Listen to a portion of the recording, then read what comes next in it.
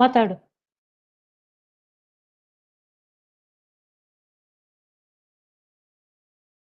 ಆಡಿಯಬಲ್ ಅಂತಾಳೆ.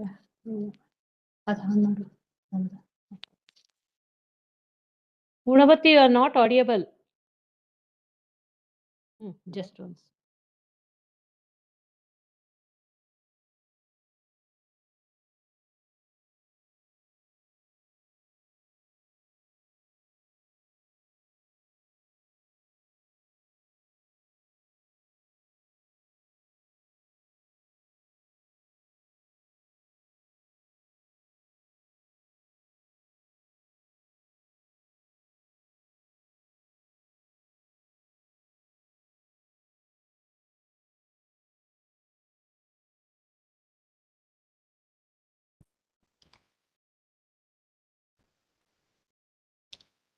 Good morning, Somik.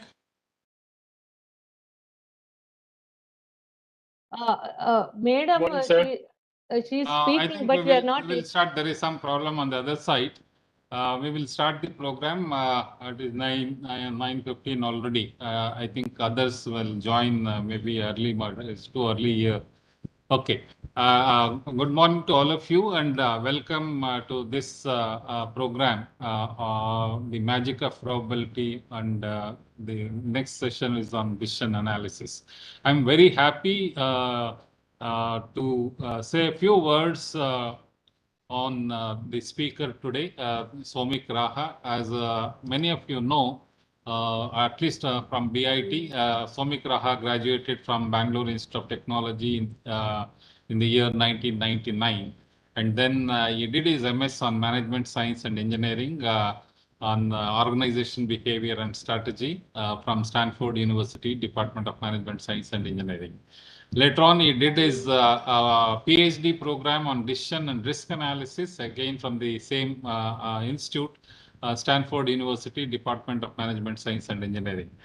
And all through his education, as I closely observe, he is very active and he is very philosophical, and he thinks in a different way. Just to say a few words, when he was a student at Bangalore Institute of Technology, he is closely associated with the training and placement department. In fact, we did several programs together. He was a part of many activities and events at Bangalore Institute of Technology. And one of the major programs that we did is a technical, pure technical festival, Mrugatrishna.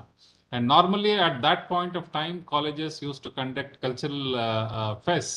But BIT thought of having completely a technical fest for 3 days. I think it is in the month of December 97. I think we did this. So this is a huge program. In fact, the number of volunteers to organize this program is around 300 plus. And the events were conducted in many engineering colleges, and the main programs, finals were held at Bangalore Institute of Technology with 3 mega screens at that point of time. And in fact, we released all the results of all the competitions online. We created a website in Google at that time, GeoCities. I remember very clearly. GeoCities, we created a website for BIT, Murugatrishna, and released the results online immediately after the event. And another 2 things I can remember about Somik is he was very interested to do very interesting projects.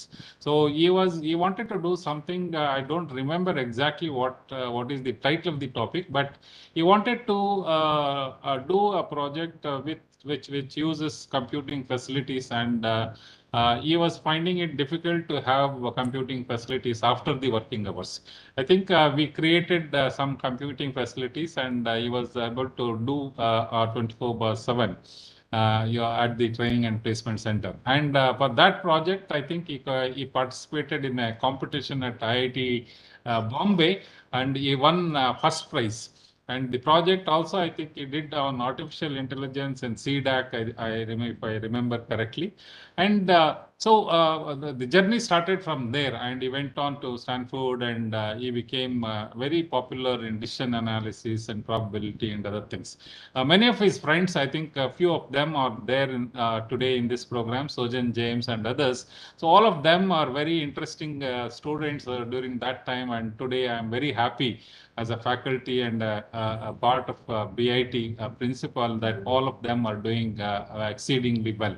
So I will not take much time. I welcome Somik Raha to speak on today, tomorrow, and day after tomorrow, 3 days. And the whole purpose of this initiative is we had another interesting faculty, Dr. R. Venkataram.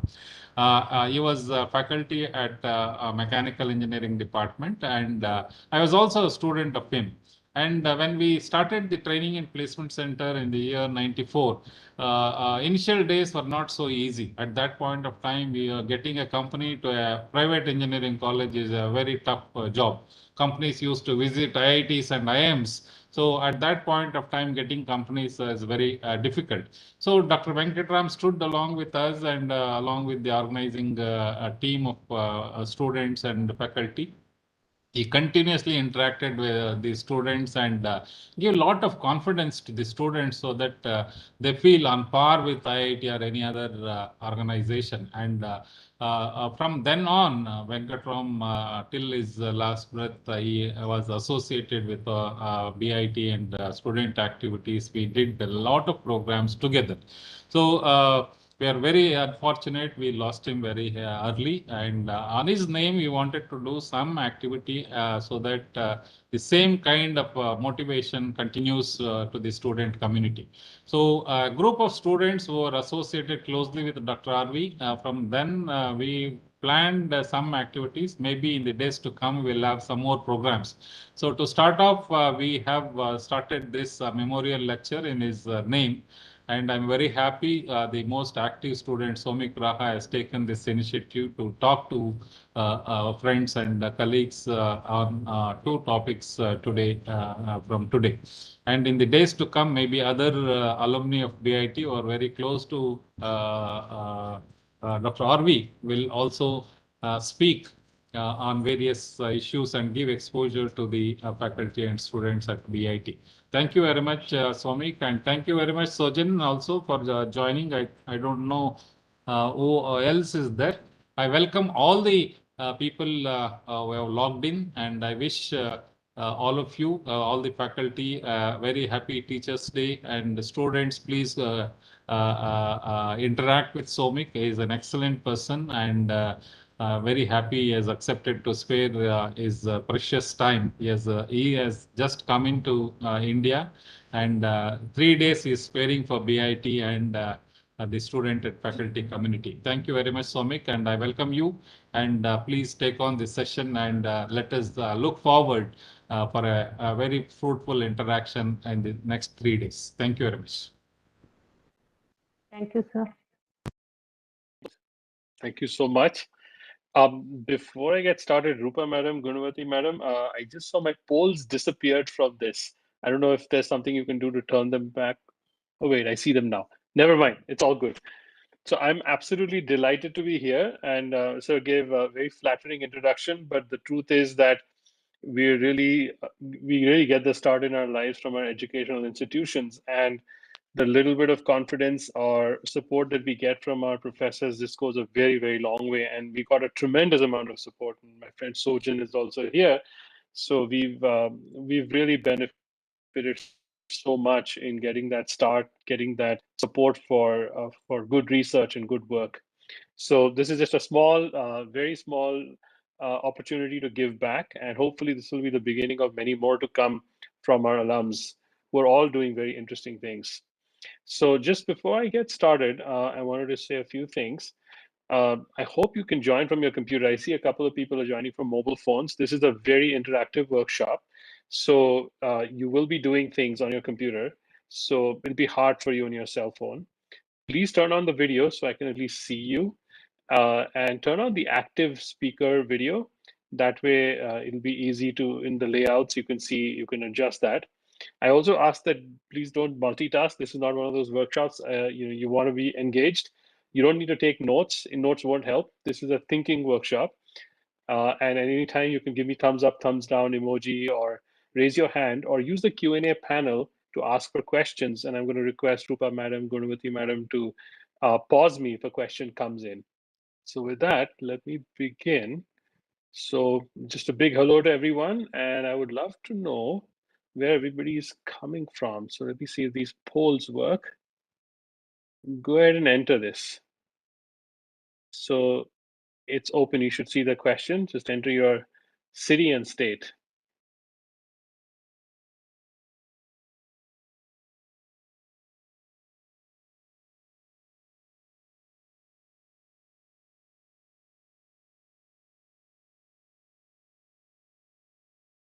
And since I can't see this particular set of answers, I'll ask Rupa Madam to read out when the poll closes where most people are coming from and what the distribution is.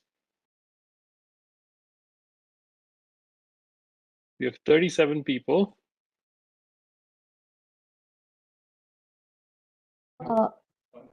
Yeah. Somika, I submitted my answer. Yeah, it's coming through. I'm just waiting for everyone to finish. There are 38 people. 10 have submitted. 4 are working on it. We need everybody to get in. This is a hands-on keyboard workshop, so this is just to get your hands to open up.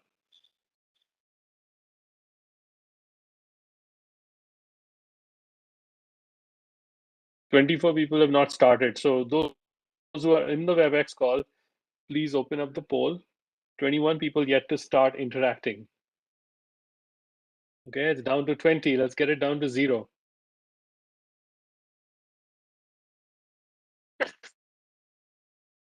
So half the people haven't been able to touch the polls. Is anyone having trouble?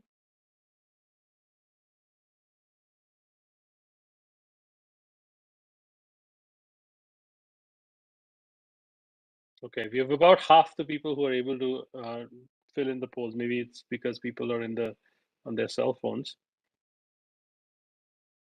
18 people. Okay, we're getting good participation. 17, down to 17. Let's get it through.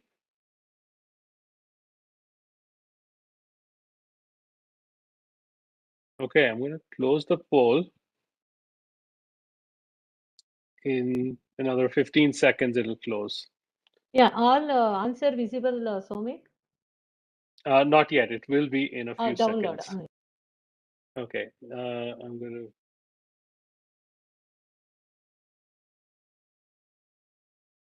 to. Okay, let's make it visible now. So you should be able to see it.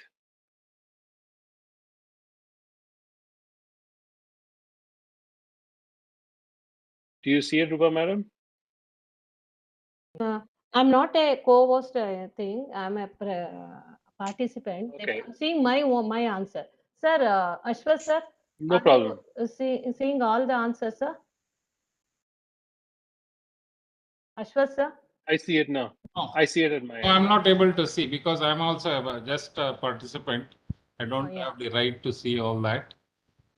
I'm not a Maybe you can read out the results of the poll. Gunavati is a co-host. Yeah, she has to know. Yeah, Somik, you are visible all the answers, no? I don't think so.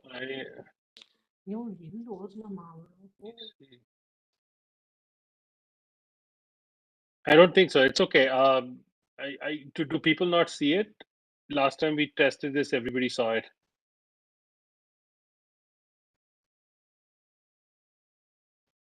Never mind. I'll move on to the next one. Yeah. This one I will be able to see. Go ahead. Let's get some answers in.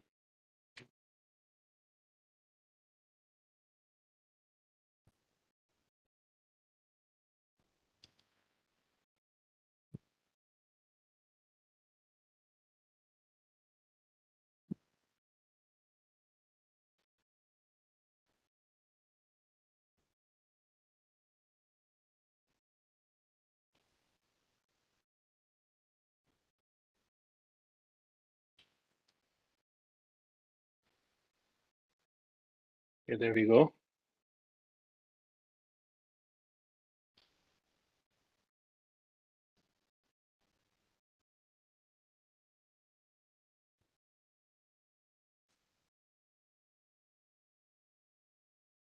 Soumik, on this screen, the first question itself is displayed in the presentation Yes. screen. And on the right side Yeah. panel, we are getting other questions. Question 1, 2, 3. Hmm. Are you joining from your computer or mobile is seen on the right side? Yes, that's correct. Yeah. That's correct. Let me move my screen as well. Just now I submitted all the questions, Soumik. Please see Yes, whether I it see it. is I see it. Yes, it's visible now. So 9 are joining from computer, 12 from phone. Okay, 10. Okay. If those who are on the mobile, if you can please find it wonderful. And let's see, which year are you? Most people, I think, are faculty. Okay, very nice. I'm seeing a full distribution. And we have quite a spread of registrations.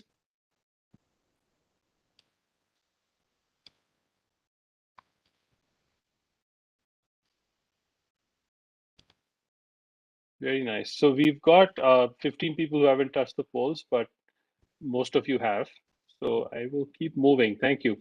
So now you know how to do the polls. We will be using the polls quite heavily as we go forward. Are So you I'm going to joining close from your this one. same answer? And please mute yourself if you're joining this workshop.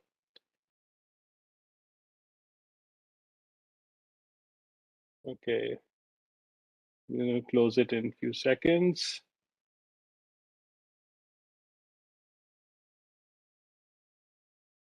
So the one I want to look at is, what is your familiarity with probability?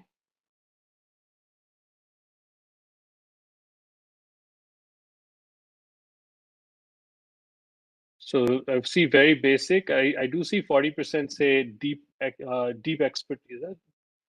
Deep expert, no, 10% with deep expertise, 40% with intermediate, and 10% with basic. Okay, that's great. And we have a mix of backgrounds here. Let's get started.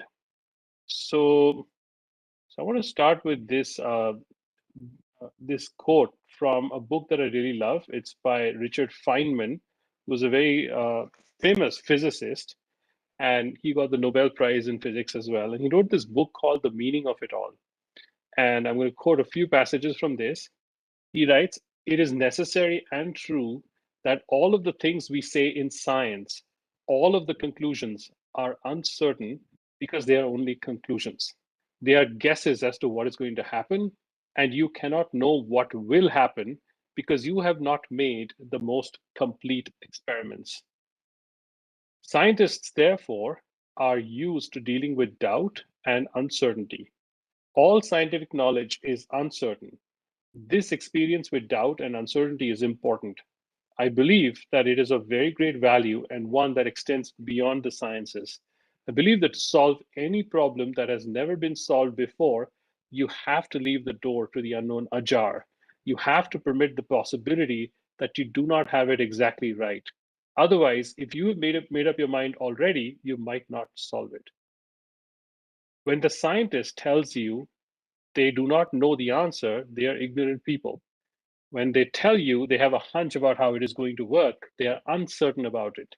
When they are pretty sure of how it is going to work and they tell you, this is the way it's going to work, I'll bet, they're still in some doubt. And it is of paramount importance in order to make progress that we recognize this ignorance and this doubt. Because we have the doubt, we then propose looking in new directions for new ideas. The rate of the development of science is not the rate at which you make observations alone, but much more important, the rate at which you create new things to test. It's a very powerful message, and why uncertainty is such a fundamental concept in science. Without it, you cannot engage with science. And engineering, it sits on a foundation of science. So this is very important to all of us. So my next question for all of you is, where does probability come from?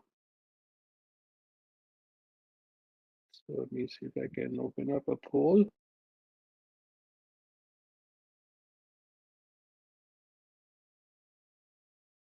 One moment.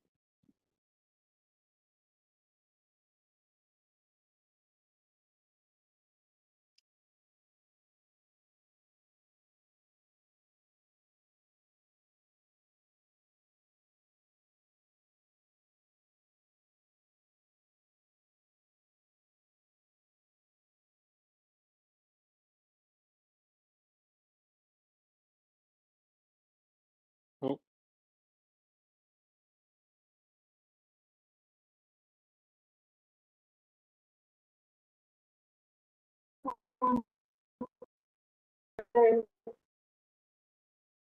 just give me 1 moment.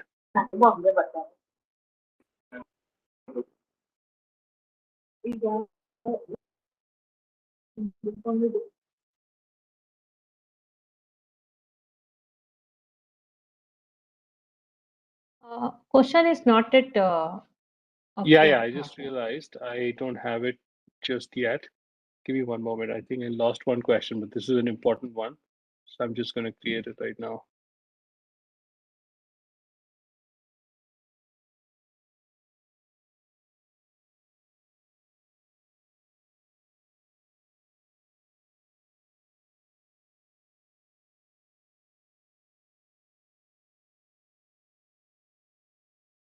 So I'm going to give you a couple of choices.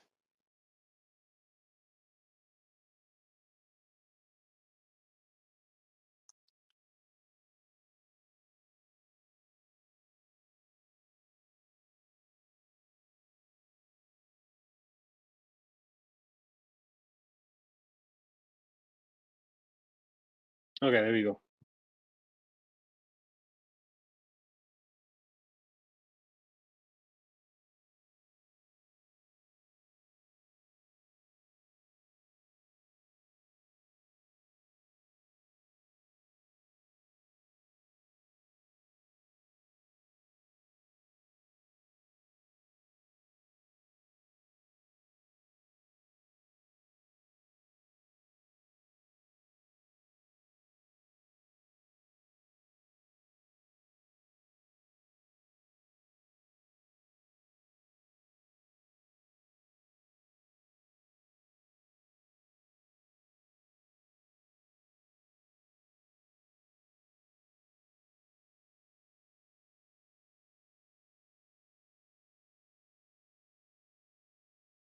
It's a quick choice.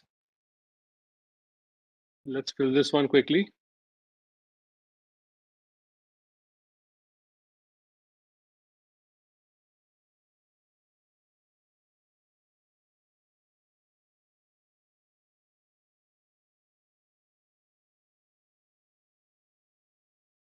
So I still have no answer from 34 people out of 59. So I don't know if people have turned the WebEx on and gone and doing something else. But let's get at least, yeah, please take your best guess. Where does it come from? If you don't participate, you won't get anything out of this workshop. This, you know.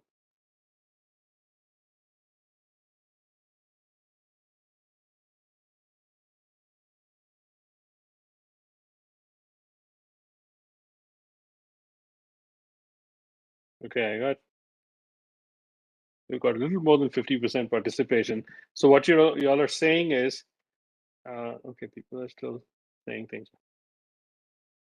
Still filling. Okay, good. I'm going to close the poll and share it with you. So you should be able to. Here we go. So you should be able to see it along with me. So basically, only 5% of you said beliefs. 17% said it comes from nature.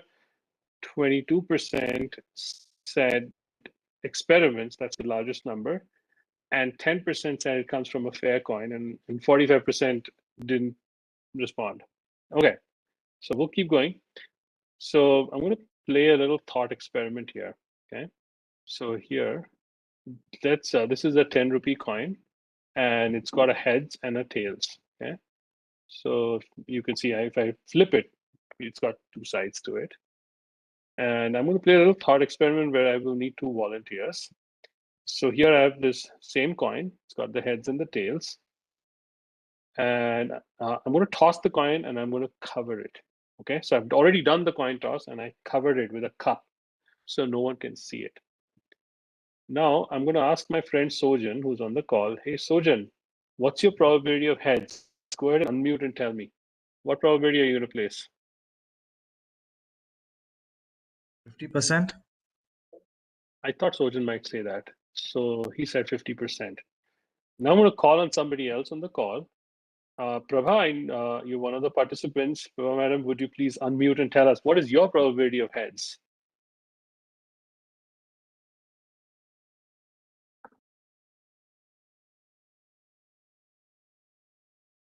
%50. I thought you might say that. Yeah, I thought you might say that. Is Okay, the- so now, I have a question. yeah, sir. yeah, yes, yes.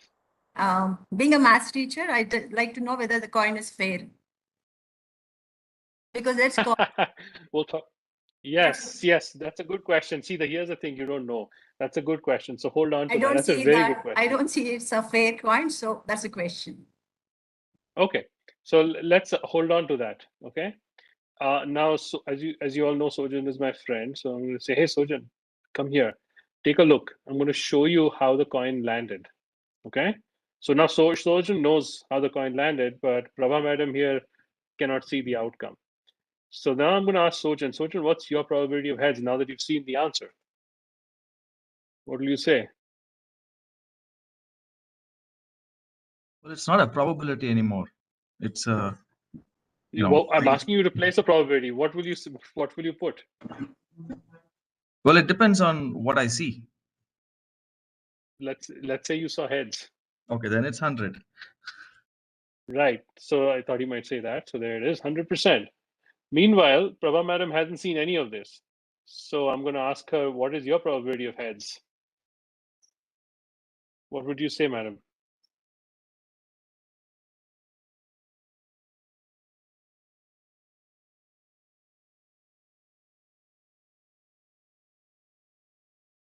Prabha madam, you might need to unmute.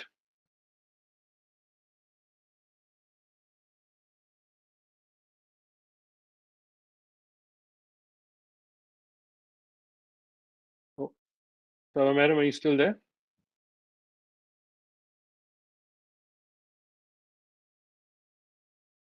You're still there? Are you speaking? Because I'm not able to hear you. Oh, I think we lost Prabha madam there. Anybody else wants to jump in? Rupa madam, do you want to try? The question, Samik, does Prabha ma'am know my changed information? Yes. Yeah. So she doesn't know that she knows Sojan knows what the answer is, but she hasn't seen the answer. So what should she put as her probability of heads? Given that Sojan just put 100% on something, we don't know how it landed. It's going to be either heads or tails. So what would you put on the other side of the fence? Has to be 100%, right? That's for Sojan because he saw the answer. But now it comes to belief here, right? The probability would be 100% because I believe Sojan. Yeah, but you don't know Sojan. We've locked Sojan away in another room. You don't even know Sojan is here. Okay. Now what would you say? 50%. Okay. Yeah. 50%. So you'd still say 50%, 50%. right? There's no other information here. Right. So this is a pretty big idea in probability that two people have completely different probabilities on the exact same event. Okay. Now, oh, Prabha madam is back. We stole her thunder there. Prabha madam, are you back? Hello, Prabha. Oh, I think she joined with a cell phone. Okay, we'll keep going. But she asked an extremely important question, right? So let's say there's a third person here. Let's say Maya madam here, and we say, okay, she brings the same objection as Prabha madam. How do we know it's a fair coin? So, and Maya madam thinks, these 10 rupee coins are very suspicious. One side is milled a little bit differently than the other. So when you toss it, it's more likely. So I'm not going to say 50, I'll say 60%. And she might have a very different probability. So 3 people have 3 different probabilities on the same event, which has already happened. Okay, I already tossed the coin and covered it. It's not about the future. Now, this thought experiment, it breaks down the entire machinery of classical statistics.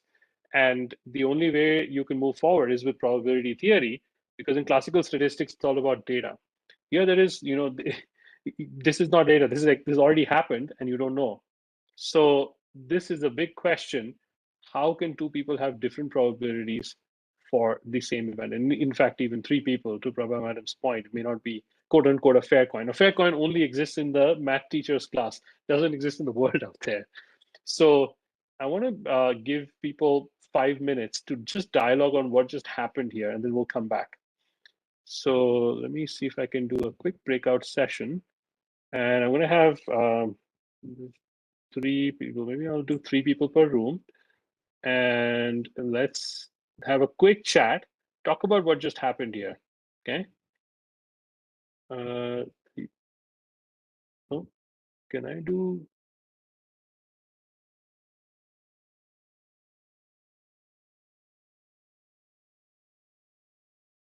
So settings, automatically. Number of breakout sessions. I want 20 breakout sessions. There we go. Okay, I'm going to give you all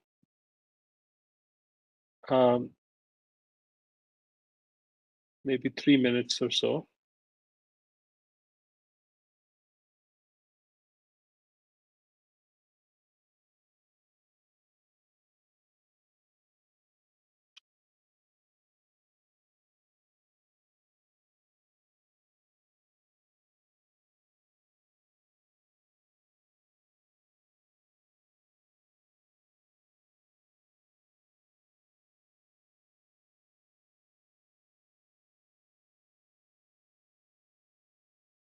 Those who have not joined a breakout session, you might get a pop-up inviting you to join one. So just click on that and say join.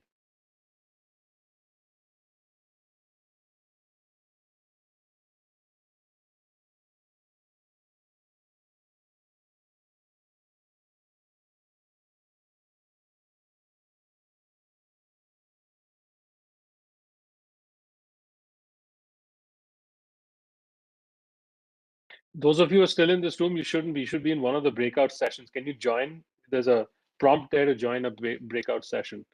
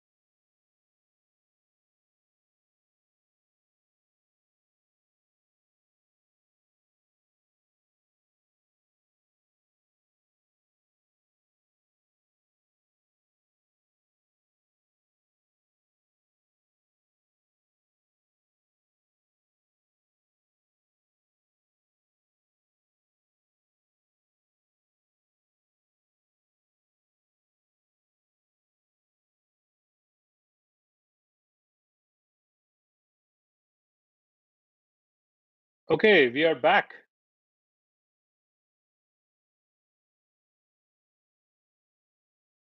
Somik, So, yes, yes, sir. Can you hear me? yes, we can hear you. Yes. So we all had some breakout. I hope that technology worked here. Does anybody want to share? What do you think is the main reason for this? How can two people have different probabilities for the same event? You please go ahead, come out of unmute and jump in. Yeah, in our session, it was discussed that based on the information available, extra information available, and also my opinion is based on your exposure in that area. Yes, yes, indeed. See, that's a very critical answer there. Probability, sir, pretty much. He hasn't seen the slides, but this is exactly it. Probability is your state of information, and this is a very foundational definition of probability. Different people have different information. Why probabilities are bound to be different, and there is no such thing as an objective probability. This is a very, very big idea. So when you're many of your teachers here as well. So when you're teaching in this class, this is a very, very big idea that I found a lot of students miss. And it's easy to miss because it isn't always taught in this way. But the idea is that if you had an objective number, that would be data, not probability. That's the difference. Probability is designed to be an expression of your belief. By the way, in this room, when I did the poll, the smallest number of people chose belief, but that's what it is. It's your belief of what's going to happen, and you don't really know. And probability is a mathematical instrument to express your feelings. I'll say that again. It is a mathematical instrument to express your feelings. It's a very powerful thing in which it crosses between art and science. Art, because your feelings are where your reality comes from, but you can't do much with it unless you engage with it mathematically and expose it. Sorry, I think somebody is needs to be muted. So continuing on from this idea, hello, my computer's Audible. frozen. Okay, okay, so I've broken this into two columns: inappropriate phrases and appropriate phrases. So what is inappropriate to say? If you said the probability of something, that to me is illegal. Illegal because you cannot ever say that. There is no the probability. But there is my probability, there's your probability, there's Prabha Madam's probability, there's Sojan's probability, there's our group's probability. We've agreed to think as one. Those are all fine. But there is no such thing as the probability. So any questions on this before I move forward? Because I want to keep building on this.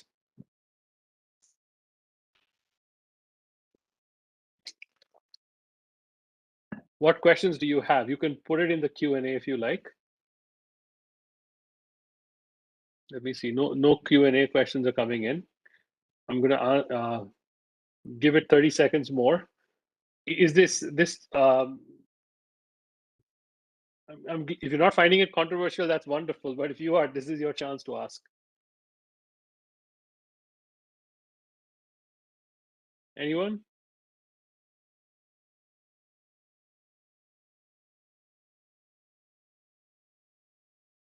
Okay, I want to keep going.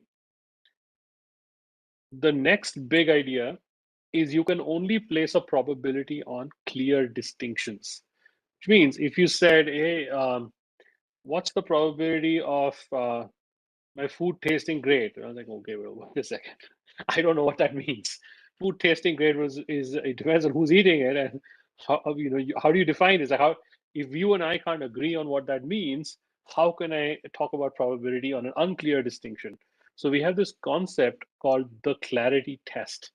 And the clarity test goes like this. Can a fact-based clairvoyant is somebody who can tell the future with just facts. Can that clairvoyant tell you how the distinction has resolved?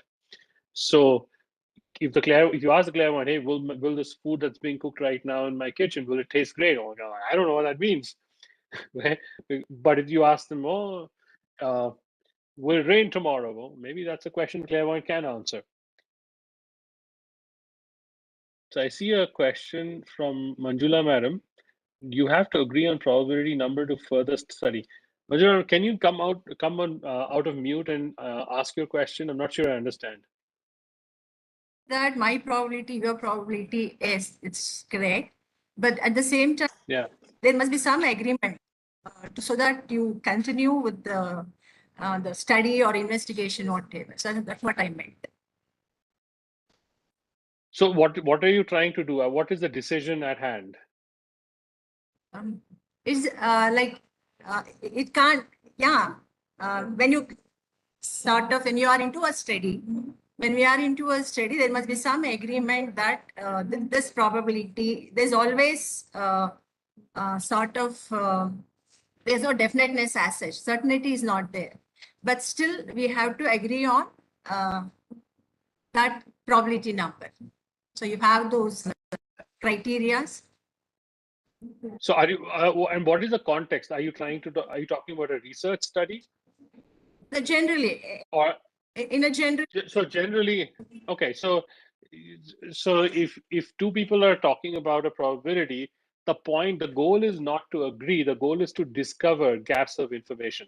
Suppose you and I are having a conversation about a project we're working on, and you say, so Manjula Madam's probability of success of this project is 20%. And Yeah. you ask, if I ask Sojan working on the same project, Sojan says 80%. I'm like, wait, what does Sojan know that Manjula Madam doesn't know? And what does Manjula Madam know that Sojan doesn't know? So it Yeah. gives me the opportunity to learn because of the gaps. And then once you share what you know and Sojan shares what he knows, then you might revise your probability. You might say, Sojan's given me some good reasons to be optimistic. I might make it that 20% go to 40%. And Sojan might say, I've got good reasons to be pessimistic from Manjula Madam, so I will drop 80 to 60. You may still not meet, but you've changed your probabilities based on how you learn. And that That's what always I meant happens. by agreement. That's Yeah, what I meant by I agreement. see. Yes. So as a group, probability facilitates that dialogue to discover knowledge gaps. And that's a very powerful way to use probability. That's a great point. So on this clarity test, this is a very important concept, the clairvoyant. Can a fact-based clairvoyant tell you whether something has happened or not? So they can tell you the coin has landed heads or tails. Clairvoyant might ask, well, what do you mean by heads and tails? And say, well, the picture of the person versus the picture of the number. Number is tails, person is heads. Okay, I can tell you how it landed once you toss the coin. Or before you toss the coin, what's it going to land? So then you can put a probability on that because it's clear. Now, the clairvoyant there's no real clairvoyant here. I mean, I suppose you could go to astrologers, but there's an imaginary person that you bring up so you can talk about whether distinctions are clear or not. So let's take it for a spin. So I asked my daughter to paint me a little picture of rain in Bengaluru, and here I thought she went overboard. This is a lot of rain, and you can see people on boats. That was a little excessive, but this week I don't think that's excessive anymore. So if I were to ask you, what is your probability of rain in Bengaluru tomorrow? How would you answer this question? And so the first step is you have to define rain. Well, at least 10 centimeters of water from the sky. Like, okay, clairvoyant can understand that. I'm like, okay, that's pretty clear. What do you mean by tomorrow? Well, from 12:01 a.m. to 11:59 p.m. Okay. Now the clairvoyant can answer the question. Okay, and maybe Bengaluru, as defined by the geographical map. Now the clairvoyant can say yes or no. When the clairvoyant can say yes or no, now you can put a probability because now this is what you're placing a probability on. So this exercise is about making your distinction clear. Otherwise, probability has no meaning. So if I were to put this, let me see, I think I may have a poll question here for you.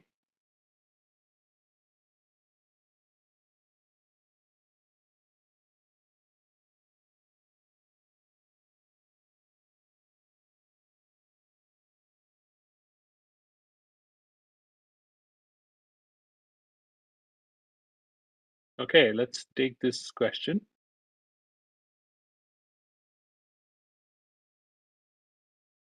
Oh, did I get that right? No, that's not the one I wanted to share. Sorry. Somebody shared similar type question beginning on that. Yeah, that's not the one I wanted. Let me just check.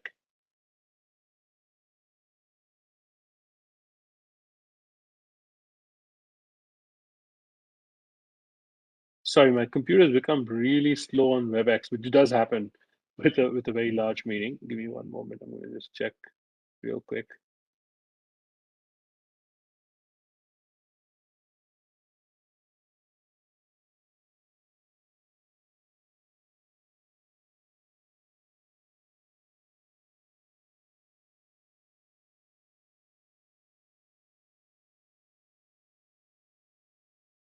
Hmm.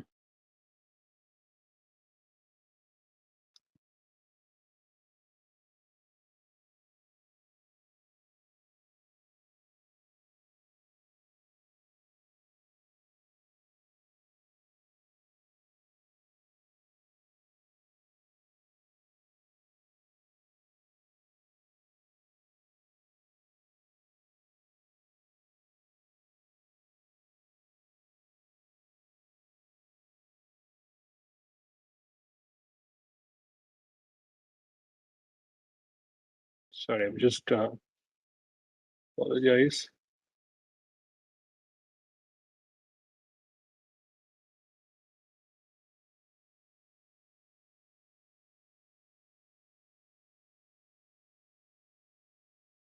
Almost there.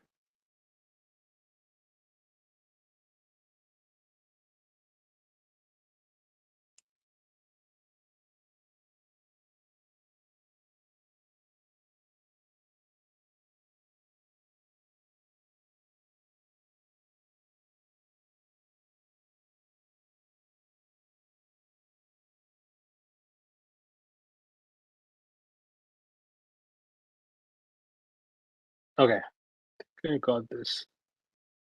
There we go.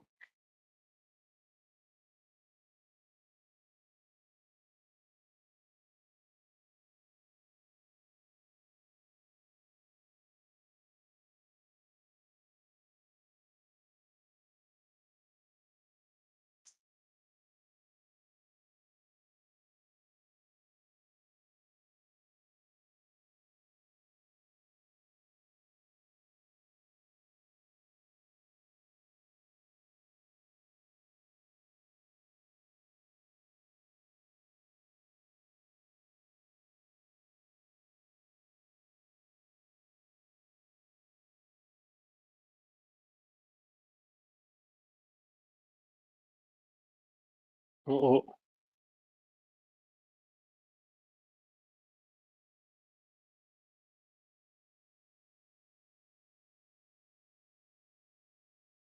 I just lost electricity here. Am I still? Can people still hear me? Yes, yes, sir. Oh, okay, good. Oh, it came back.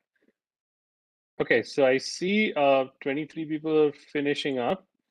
Most of you have picked greater than, so 80 to 99% is the popular choice. Oh, it's a tie. Okay, keep going. It's coming through, keep going.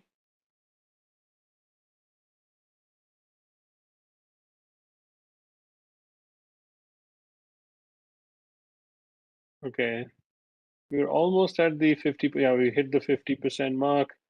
People are filling it furiously. That's great. All right, let's see what people are calling it. You got 19 seconds to finish your last quotes.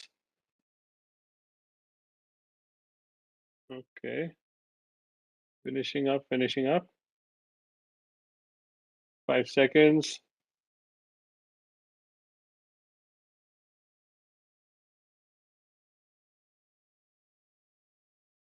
Okay. Are people able to see the results?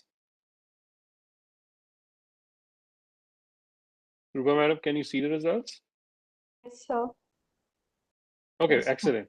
So you can see that most of you have picked Greater than 80. 80 to 99%, but quite a few of you have picked 100%. Okay, so I want to talk a little bit about that. So this question we've just answered. So when should you place 100% or 0% probability? Anyone want to take a guess? You know, You're more, certain it will When do happen. Right. Certainty, When you're certainty. certain, It is a and sure event. yes. So what are the kinds of things that you can be sure about in life?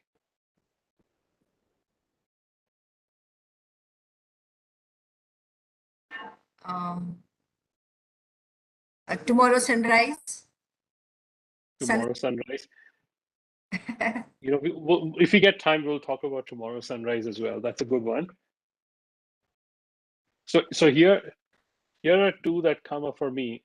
I'm sure I didn't die yesterday, and I will definitely die someday. Other than that, I would never put 100% or zero on anything.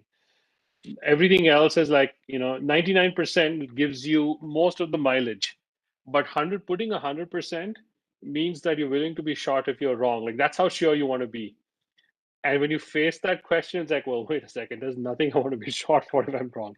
So never ever put 100%. That's my personal rule, because there's always something weird that can happen. So yes, it's gonna rain. Like yes, yesterday when we were driving up from the airport, we asked Siri on the phone, "Hey, what's the weather in Bangalore?" When I was going to the airport, and Siri said 100% chance of rain. Of course, we landed in Bangalore, and it didn't rain at all. It was pretty dry, and it had rained before, and it was fine. So then, of course, now I've defined a big time window, so the odds are very high that it might rain tomorrow in that whole day period. But if you picked half a day, maybe this number would change. So this is just a very important point to keep in mind. So I'm going to transition to another section, a deeper dive. So now we're going to unpack the epistemology, where did probability really come from? So before I do that, any questions on what we've discussed so far?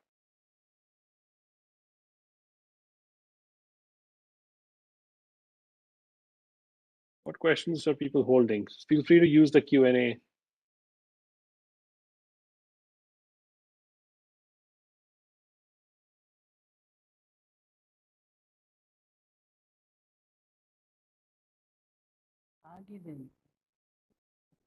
Sorry? Okay, need somebody. Please unmute. Please Can you unmute, see this? ma'am. Hello, unmute, ma'am, please. Somebody's mute. Yeah. Never mind. Okay, so So there are is no further. one question from my side. Yeah, you Yes. that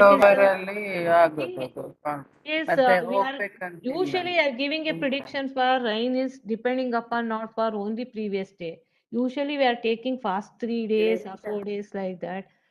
Based on the different parameter, we are going to judge how much rain expecting in the next day. Is it correct? No. Yeah. Using stochastic process, we are predict what happen next day. You can do all of that, but you'd still be uncertain. And the point is that if you want to do 100%, you have to be very, very, very careful. Yes. You can never be 100. There's no value in saying 100%. You could get the same juice by saying 99% certain. That extra 1%, it goes back to Richard Feynman's piece that I started with, that you always want to retain some uncertainty. It allows you to learn. If you are 100% certain, that means you cannot learn. In fact, in machine learning models, that's one of the things we do. We try not to make it 100%. Like you always retain, things when in AI and ML. Those of you who heard of things like multi-arm bandits, it's always good to leave a little room open for uncertainty, so the system can keep learning. Yes. But 100% means there's no more learning possible. Yes, yes, correct. Thank you. Jim? Okay, so let's go to the next section, epistemology. Now, this is a big word. What is epistemology? Epistemology is the theory of knowledge, especially with regard to its methods, validity, and scope, and the distinction between justified belief and opinion. And this is from dictionary.com. And another one from Wikipedia is it's the branch of philosophy concerned with knowledge. So whenever we're learning something new, it's very important to understand why is it this taught this way and no other way? Why did it develop this way? Who came up with this stuff? So just to see that continuity of thought. So I have another poll question for you. I've not been having good luck with these poll questions. Let me see. Let me see if this one works. Actually, I don't need a poll for this. Can you answer just in the chat? Do you think there's like one theory, two theories, three, four, more than four? How many probability theories do you think there are? Just enter a number in your chat.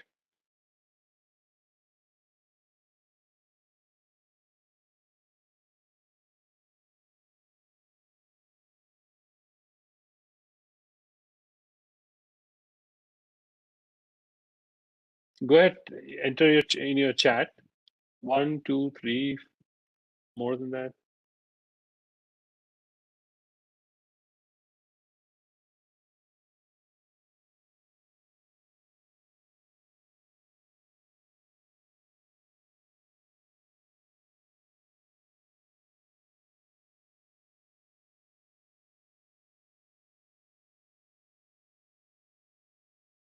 So I see 1, I see 2.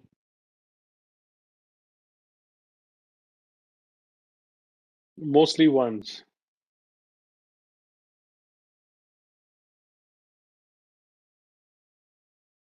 Okay. And there are a couple twos as well. Okay.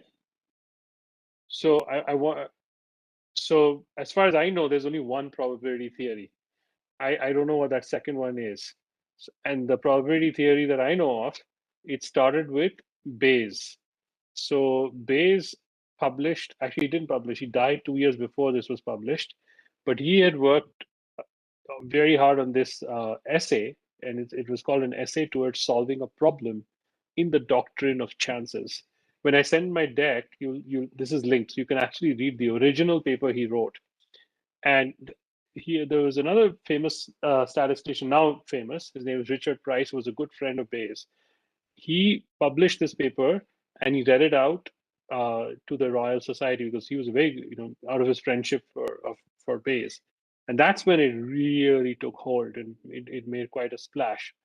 And the thing to note about Bayes, what he worked out was conditional probability and the Bayer distribution. So we are going to try something here. I'm going to see what Bayes worked out. Now, everybody has studied the Bayes theorem. So this should not be difficult for anyone here. Let me open up this, and I hope I have some. Okay, this is what I do want to ask you. So try this poll.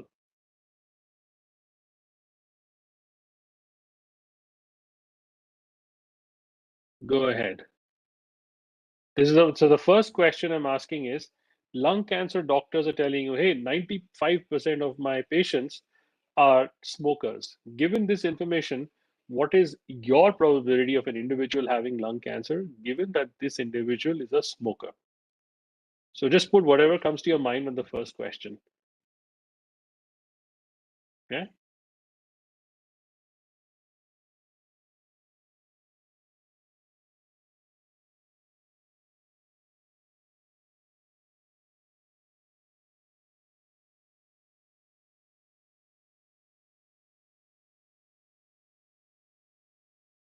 Then the second question I have is, again, a medical one. The doctors are telling you, hey, above 90% of those who have hemophilia are male. Now, hemophilia is a very rare blood clotting disorder. And what happens is if you get a wound, your blood won't stop flowing. So it's very dangerous. So what is, and basically this happens 90% and above 90% of the people who have hemophilia are males. So what is your probability of person having hemophilia, given that this person is a male? This is question number 2. So please answer both.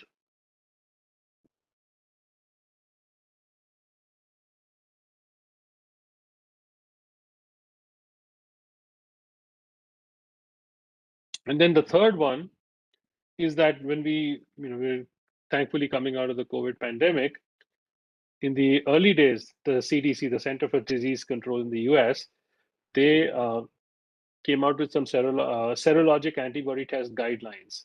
And they said that, hey, they're trying to educate the public with an example. They said, hey, if the sensitivity of the test is 90% and the specificity is 95%, and the prevalence of COVID-19 in the population is 5%, under these circumstances, if you got a positive serologic result saying, hey, you have COVID, what probability should you assign to that individual having truly being COVID positive? That's the third question.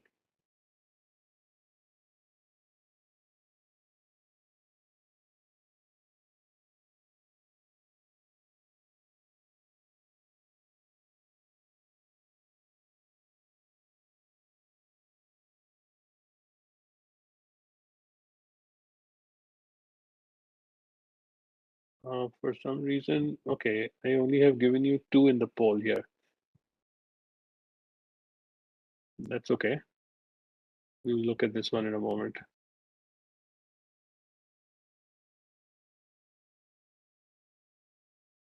So we have half of you finishing. I think that's a good number, so I'm going to close the poll now. We've got 20 seconds.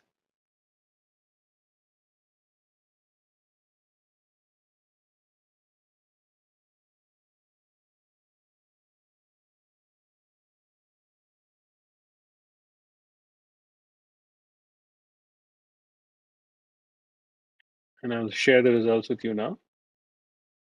So this is very, very interesting what you've entered here. So most of you have, it's chance of getting answer is the highest is greater than 60 but and then followed by greater than 80 but less than 99. And thankfully nobody has said 0 and 100. That's great.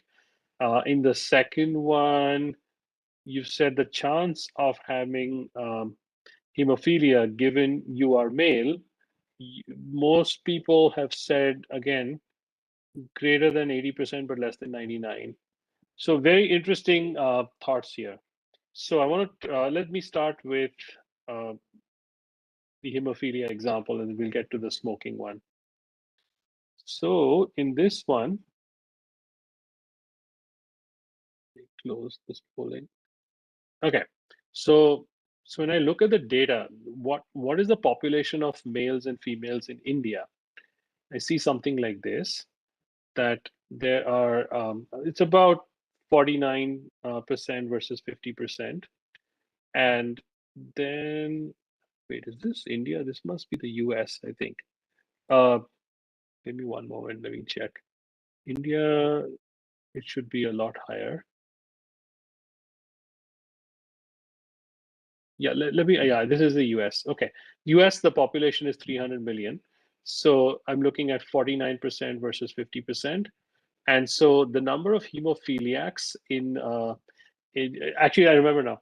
I'm going to work out the US example, and you are going to work out the India example.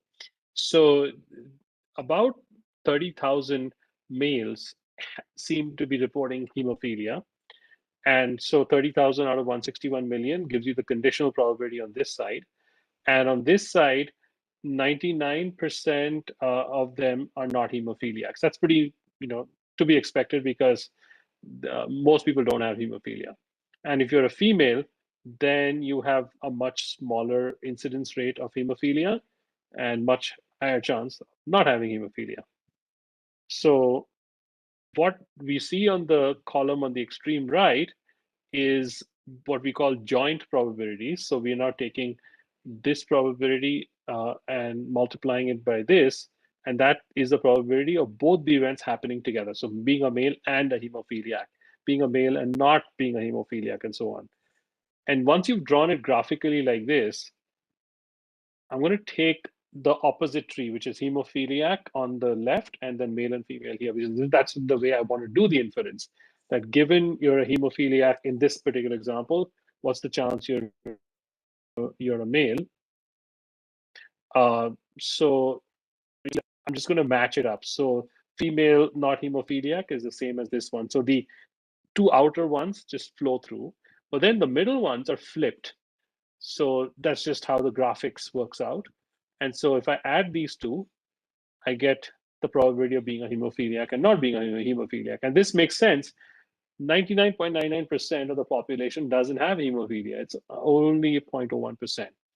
And then I can get the conditional probability by dividing this number by this number. And it turns out there's some decimal places missing. It's 91% chance you're a male, 8% you're female. And if you're not hemophiliac, then you're roughly the population average, so 49 versus 50. So this is a very powerful graphical way of solving or using Bayes' theorem, where you can look at anything you are inferring, draw the tree from the place where you have your data or your understanding, and you can flip it and see how you would infer. And so one of the biggest mistakes in probability is called the associative logic error, which is mistaking the 91% that you see here above. This is the poll example I gave you, that if there's a 90% above 90% chance of being a male given your hemophiliac, mistaking that with the 0.02% and thinking, hey, if you're a male, then it is still 90% likely you have hemophilia, which makes no sense intuitively, also doesn't make sense with the math. So this is a really wonderful example of how Bayesian mathematics is the mathematics of common sense. It prevents common sense mistakes. And if you look at the poll results, so I think only 9% got it right. Actually, no, even knows. I would say most of you picked numbers much higher than that. I want to let you just reflect on that. This is a very foundational concept here, applying Bayes' theorem for intuitive judgment. Okay. Any questions anybody wants to ask?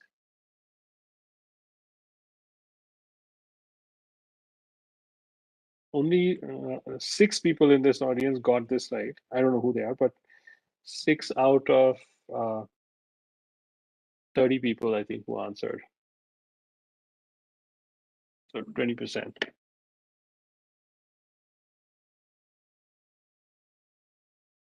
Okay, no comments. So I'm going to let you take a turn at this and do it for India. Like, what is your number? And just get your hands on this. And in order to do that, I have a little sheet here. So I'm going to send you this link. So you will see this link, and there is a tree flip spreadsheet that you will click on. And when you click on this sheet, I want you to follow the instructions here, make a copy of this sheet by doing File, Make a Copy. So, and I'm going to call it hemophilia maybe.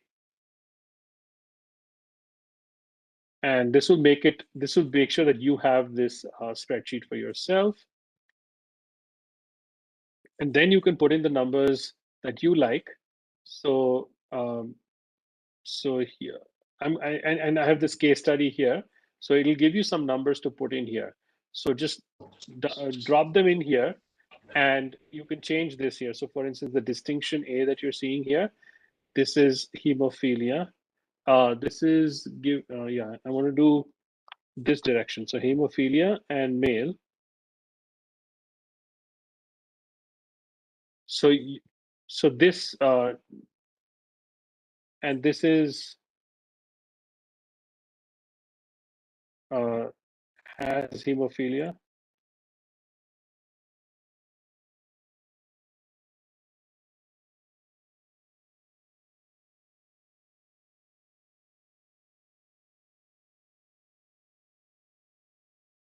And you can see this side automatically populates when you set this up. So this will allow you to do inference on pretty much anything you want. And this one is going to be male and female. Oh, come on. My computer is really slow. Sorry about that.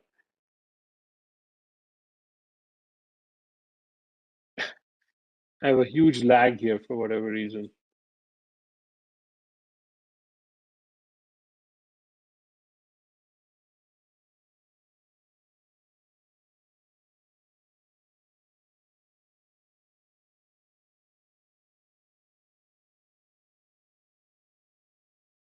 There we go. So you can see that this is automatic policy to make this gender. Okay. So this will allow you to then put in the numbers and do inference. So I'm going to put you in breakout groups and let you do this. But before I send you off, I'm going to do two things. First of all, I'm going to give you the link. And I'm going to put it in the chat.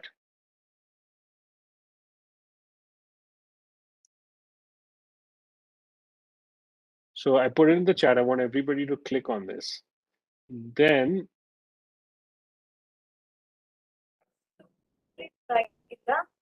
Shubham ಎಲ್ಲೋನು sorry. Curry Hemant curry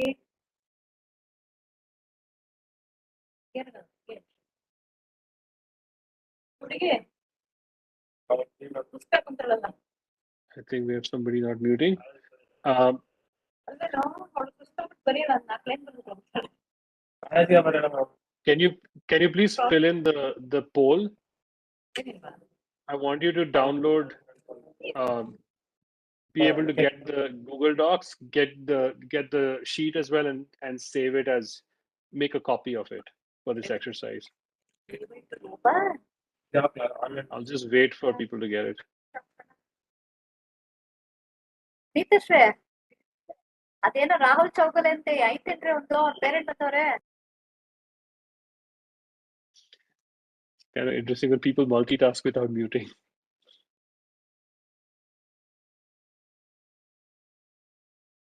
Okay.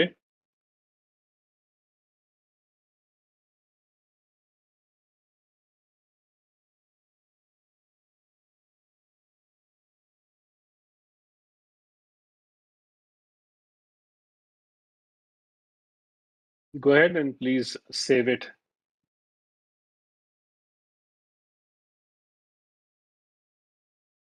And my goal is to give you a very practical tool with which you can do your own inference. And you'll see this gets exciting very quickly.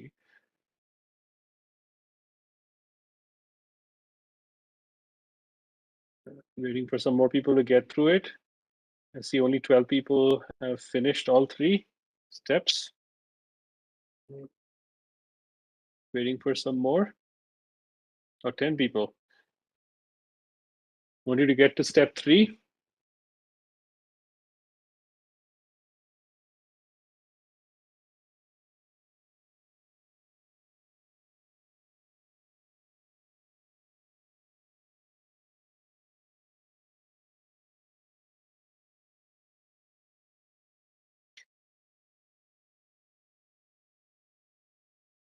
When I send you off on the breakout room in the breakout rooms, please I encourage you to turn on. First of all, you definitely want to get off mute, and second is if you're comfortable, turn on your video as well so your roommates can see you. Okay, I see. So those who are saying no, like don't click no, just open it and click yes. That's the point. In the poll, signal to me that you're done. Only 12 people have gotten this far. Is anybody having difficulty? If so, please unmute and tell me.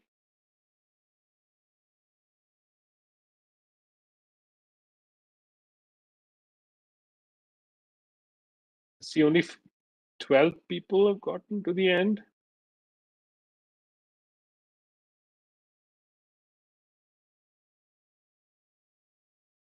Anyone having difficulty with this?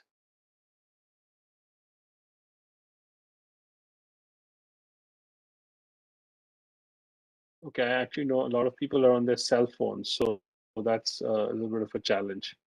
Okay. I'm going to try and start the breakout sessions.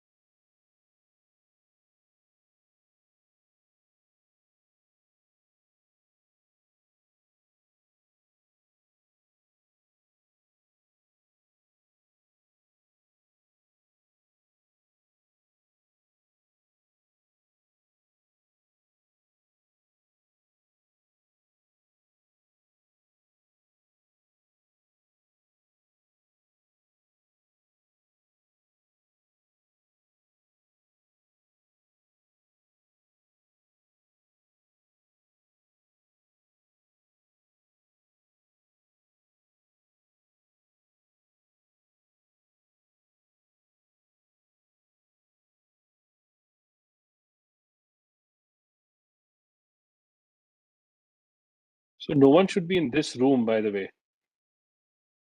You should all be joining the sessions you're in.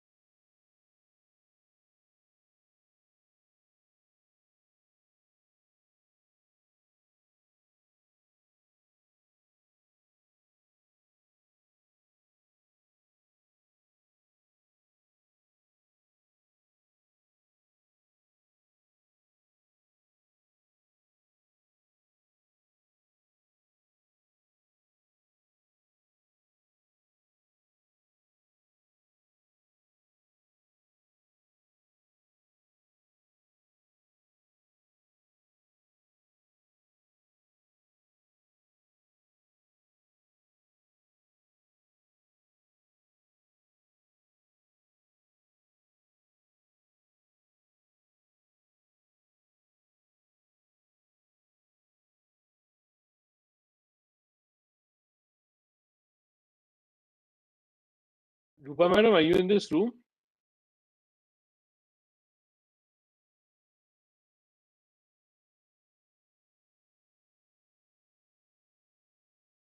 Is anyone in this room who can hear me and talk back?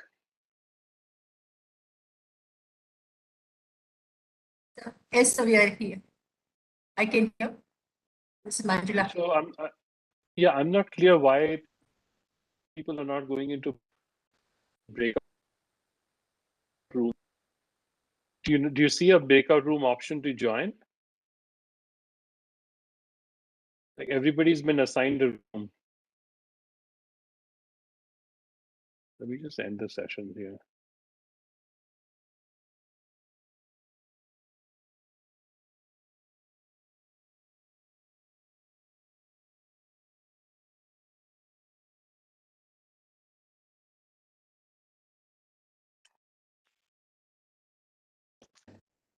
Yeah. Sorry, everyone's back. Sorry. Did anybody successfully do the breakout? Can anybody speak up if you were able to work through the exercise?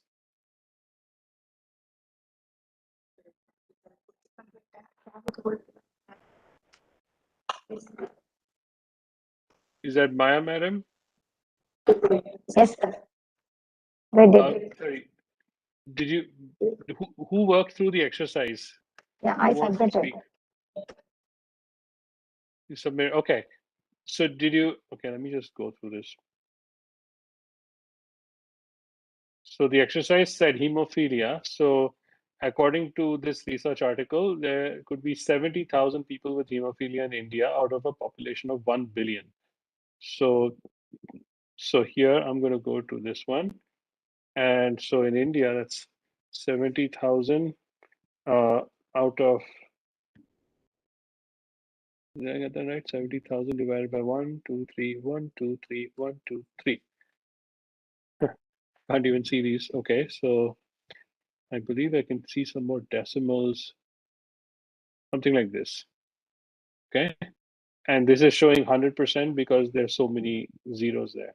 Okay, so then the next piece says, what is your likelihood that if it's a male given hemophilia, so this is what is the basis of the conditioning of the event, that given your hemophiliac, that's this branch, what is the chance you are male? And so we see that 2,700 women hemophiliacs are registered. That's the only data we have, and 33 out of a pool of 33,000. So 33,000 minus 700 divided by 33,000 would be for males. So let's put that in. So that's 98% male and 2%. Now, what about the gender ratio? In India, the gender ratio is 108.8 men to 100 women. So I'm going to copy that piece here. So this is equal to this. So it's 52 to 48%. Now that means that given somebody's a male, we're getting 0. Okay, let's get some more decimals here. So this is the answer. This is the probability you should put given you believe this. So this is an example. And from the poll, we saw that very few people got this one right. So this is where the tools become really helpful, because intuitively, we can't do this math always in our head. But let's go to the next one. Okay, I'm going to go to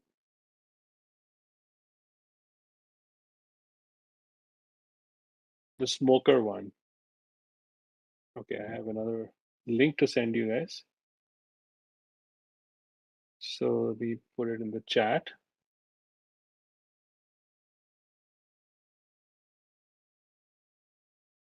And so you can open it with me. And while that's opening, I'm going to make another copy, and I'm going to call it smoking. Okay.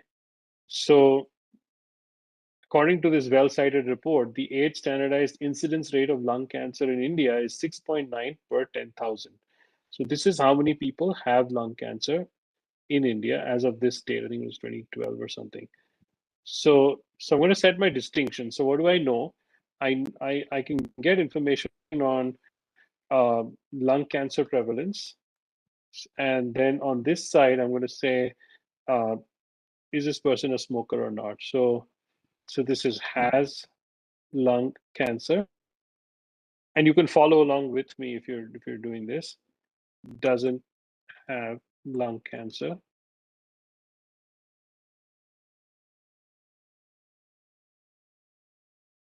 And if this person is a smoker,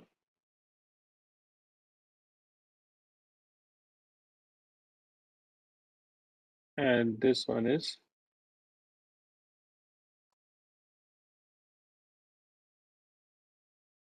okay. Now let's see what we did here.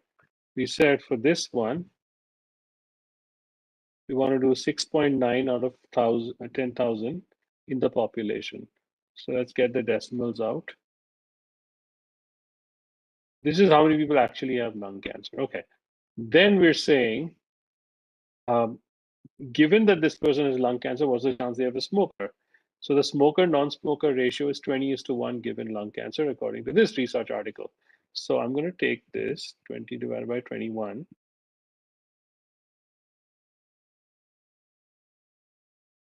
That's this. But what if you're not a smoker? Sorry, what if you don't have lung cancer? Well,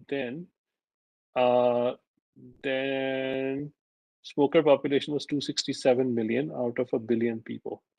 That's a pretty large number of people in India who are smoking. Sorry, not here. I want to put it in the green cells here, this one.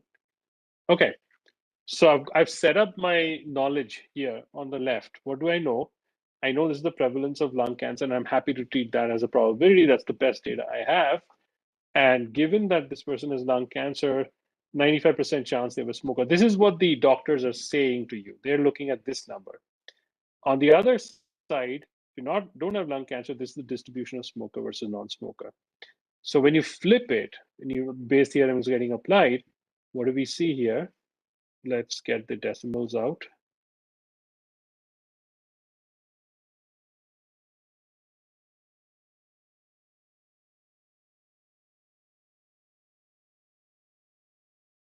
So if you're a smoker, you have a 0.02% chance, not even 1%, 0.02% chance of getting lung cancer.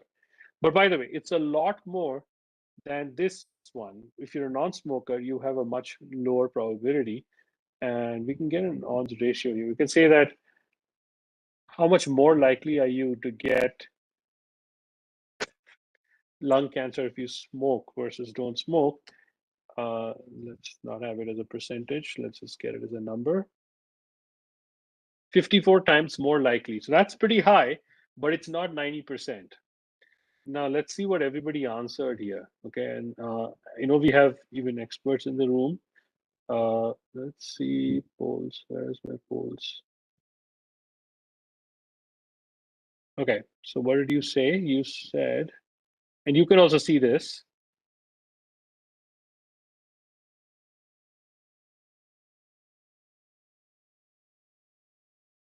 Oh,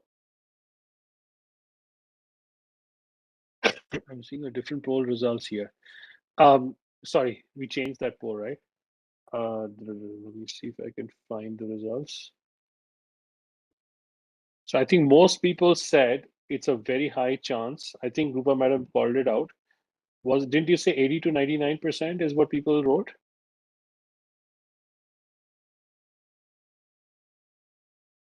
Rupa Madam, do you remember? Yeah. Yes, sir. It was 80 to 99, wasn't it? Yes. So I'm seeing it here. Here's what people in this room wrote. So there were only 2 people who said 0 to 20%, and that's the right answer. Okay. So I want to pause here for reflections. This is a pretty, we talk about magic or probability. We just saw some magic here. Yeah. Right. This is what we did here. This is what the sheet was helping us do. Reflections. Like, at least for the faculty, I'm hoping you can use this sheet when you teach probability or Bayes' theorem. This is very, very foundational. Surprises, there should be lots of surprises at this point. 2 of them, significant number of people got it wrong.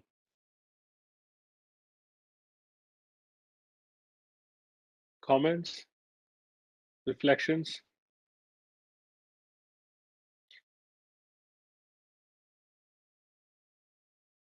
I'm going to show you a very interesting example after this, but I want to make sure we get a few comments quickly. Sojan, are you still there?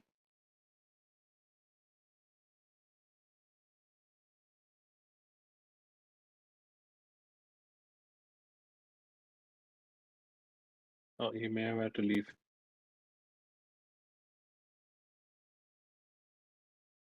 Is no one going to speak up?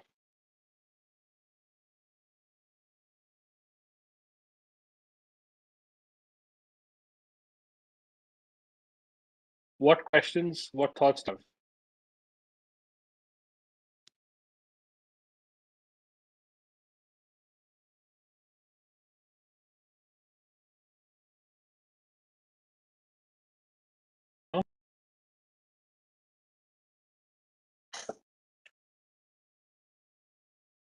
Ah, I see that a chat message.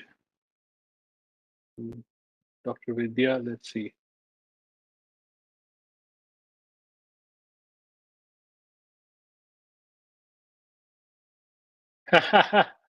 So Dr. Vidya says the message we get is you can smoke as there is least chance of getting cancer. It's really good. I'm so glad you asked that question. Is that the message? Does anybody have a response to that? Is that the message?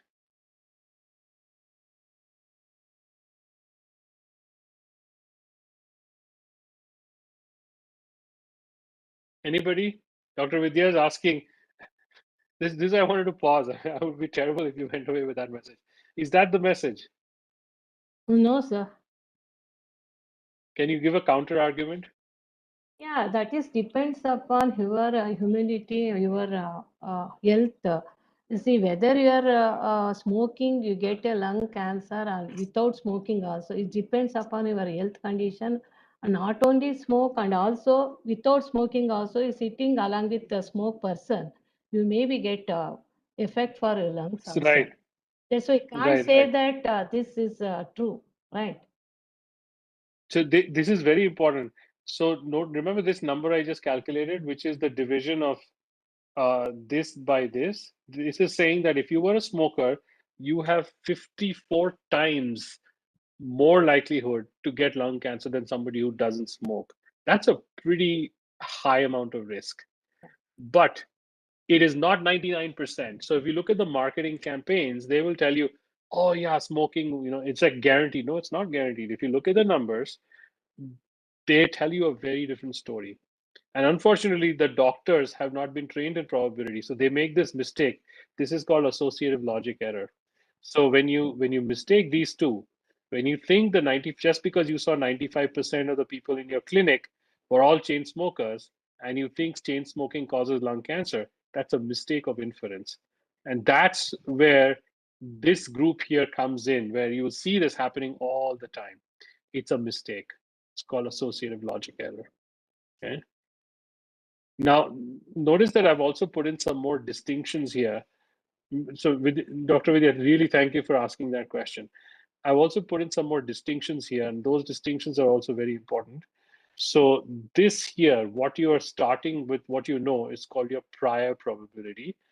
Given that you have this, what is your conditional probability? That's called your likelihood. Then, when you flip the tree, you call this the pre-posterior, and the conditional probability is called your posterior probability. So these are technical terms we use. And routinely we mistake them, and that's associative logic error. So let's go to this next one, which is even more interesting. So if someone has COVID, what is your probability for this person testing positive for antibodies? And if they test positive for COVID antibodies, what is your quiz done correctly? So I'm going to just check. Oh, can people still hear me? Yeah. My computer is frozen up. 1 second. Okay, it's coming back.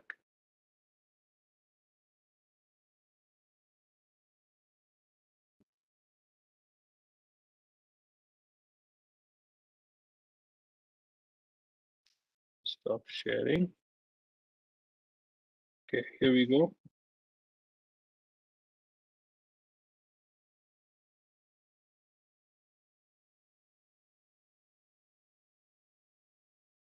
Okay, here we go. I'm going to open this poll. Let me go back to sharing my screen.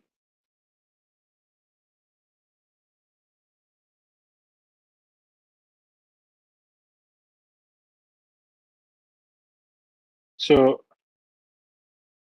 take a look at those questions. There is a serological test, and that serological test will tell you whether you have COVID in your blood or not. And the gold standard is the RT-PCR, so people already know you have it or not, and they're now testing, hey, how does this match with the RT-PCR? And so the CDC in your poll, if you look at the question, CDC gives you an example to help the public understand. And so they're saying, oh, here's the full question. They're giving you sensitivity and specificity, and they're asking you, what is the probability of somebody having COVID if these are the numbers? 5% of the population have it, and sensitivity and specificity is 90% and 95% respectively. By the way, you guys have the flipping sheet, so you can even plug it in and give this answer. So I'll give you a few 30 seconds to do it.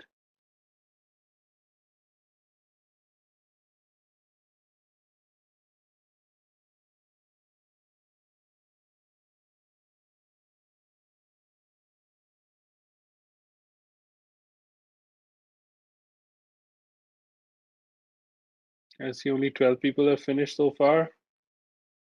Go ahead, give your best guess.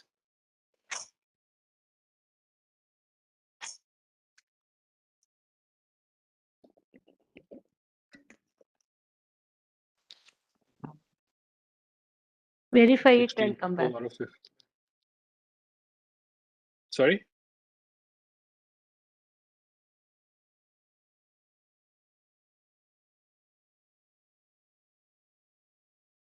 $16 out of 58. Some more people, more responses. Let's get a few more in. Okay, 17.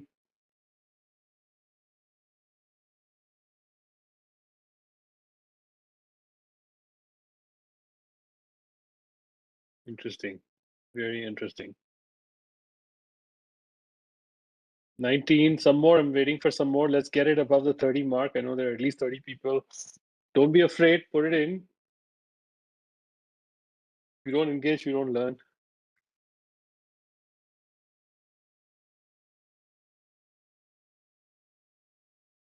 $20. Let's get it to 30.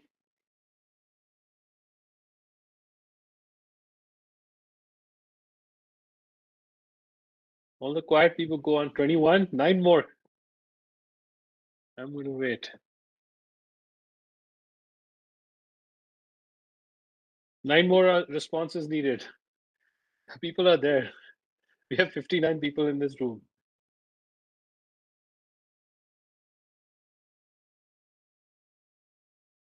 Okay. Okay, 22.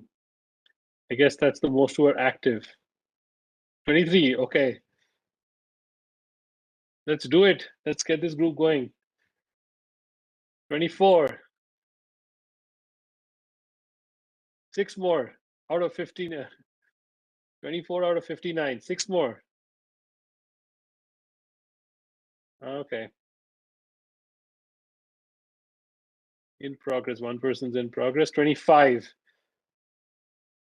Any more? No one's touching it? Okay. I will close the poll now and share it with you. Okay. So again, you've given me a bunch of answers, and let us see what the math says. So I've already pre-plugged it into the spreadsheet, and this is what we see. So 5% had had COVID in the population, and 90%. This is the sensitivity, which is given that you were going to test positive, what's the chance that the test will catch you 90% of the time? And specificity is given that you were negative, what's the chance that the test will give you a true negative? That's called specificity. And when you plug these numbers in and you flip it, what you see is this. 9% of the population will get an antibody detection. And if you got a detection, your chance of getting COVID or having COVID is only 48.65%. Very interesting, isn't it? Only 2 people out of the 25 who answered got the right answer. I think maybe those are the 2 who plugged the numbers in. Everybody else, 7 of you had the right intuition at 50%, and the remaining 11, 30, no, 12, 14, 16 people got it wrong. So isn't that interesting? That's again the magic of probability. Now let's just plug this in for a moment. I want to make a few more points on this. So many of you made this mistake again, the associative logic error.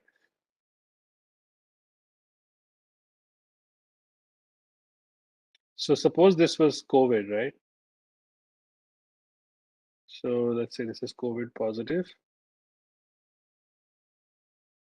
COVID negative, and this is antibody positive, antibody negative, and this was 5% of the population. This was I think we said 90, and this was 95. So here you go, sensitivity and specificity. So this is what we see. Now here's the neat thing. So you might want to repeat the test.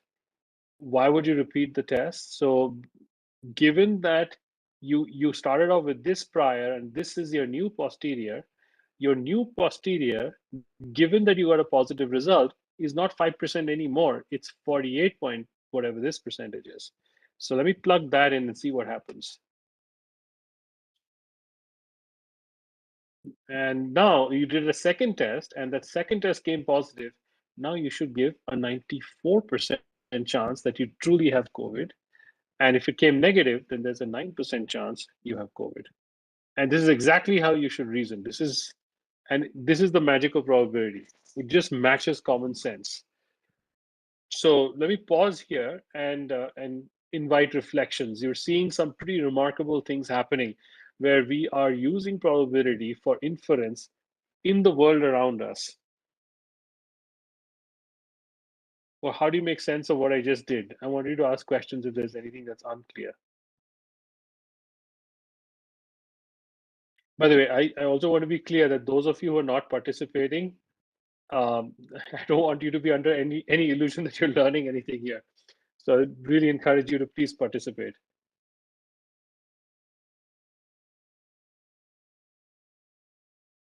Okay, so questions. You're seeing, by the way, if this is not remarkable, you can also say that is okay, you already know this. There's nothing new here. And I'd be relieved if I hear that. But from the polls that I'm seeing, there are a lot of surprises here.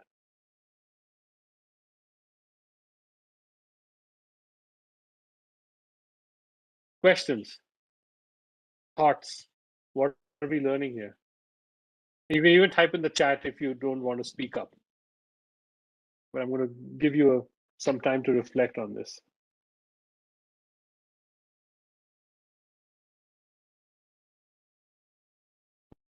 Question before I go to the next piece will be an even deeper dive. So this is your time.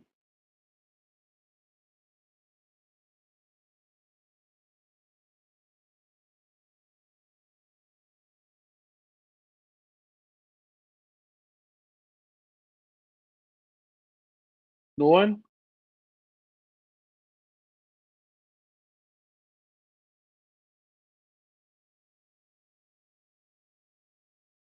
Reflections. What are people thinking? Maybe can you at least type something in your chat on what did you learn with these three exercises: hemophilia, smoking, and COVID.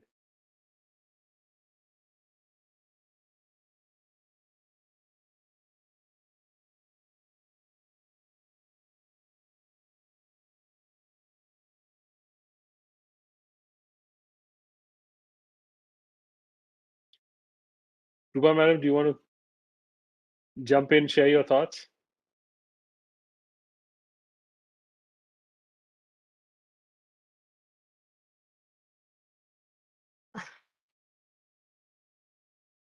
Sorry to put you on the spot there. Yeah. I'm there. Soumik, I'm listening. Yes. Okay. Now, any thoughts, reflections on what I'm sharing so far? Yeah, I'm very curious about what you are sharing your spreadsheet to find out the base results. That's then easy to explain for the students, because usually we are explaining theoretically based theorem, but some students they are not understanding, because we are telling posterior and previous probability.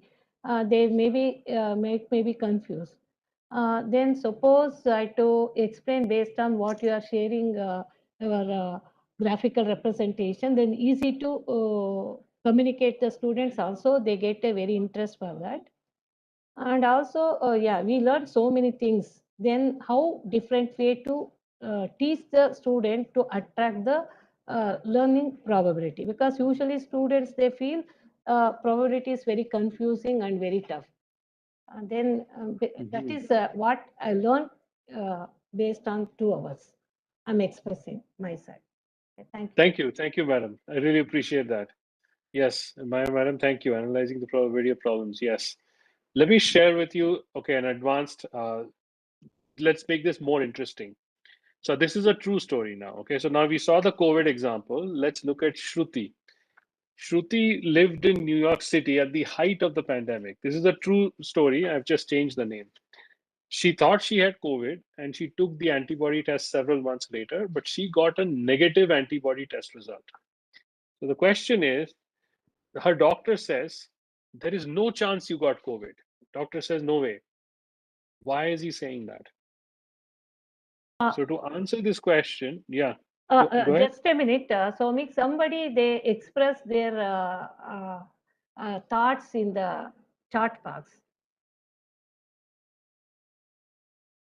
Okay. What you asked the question, what are the things you learned from what you explained? Oh, thank you. Yeah. Analyze the probability of problems, learning how we correlate our mathematics to real world issues. Beautiful. This is wonderful. Pictorial representation is better than theoretical explanation. Wonderful, wonderful. I'm very happy to read this. Thank you. Okay. That is the goal. There is a much easier, much more fun, much more intuitive way of explaining this.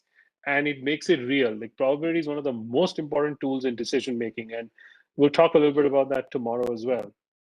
And so now I'm going to make it very personal now. Okay, this is something that happened to this woman. She got very sick with COVID, and she got a negative antibody result. And the doctor says, "Yeah, there's no chance you got COVID." Why is he saying that? He's saying that because when you plug in the numbers 5%, 90, and 95, and we are on this path, antibody says, nope, the chance that she has COVID is 0.55%. That's why. So doctor is quite justified in saying, oh, yeah, she definitely doesn't have COVID. Okay, so now I'm going to do something very interesting. Remember we said at the beginning when Ashwat sir said, what is probability? It is the measure of your belief. It is your state of information. So, request every faculty member, please mute yourself, please. So now let's add a little bit more context. Shruti comes up with all the serious symptoms of COVID, according to WHO. And what are the serious symptoms? Difficulty breathing or shortness of breath, chest pain or pressure, loss of speech or movement. Okay. These are all what WHO says happens to those patients who have severe COVID. And now Shruti has got a negative antibody test result. Okay. Now, if I give you this information, what are you going to do with it? So let me ask you another poll question.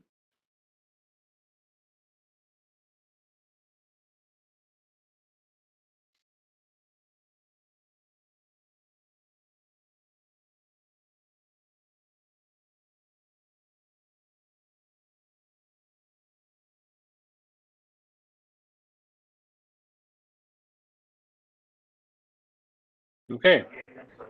The first question says, are you going to leave the prior probability at 5%? And let's be clear about the prior probability.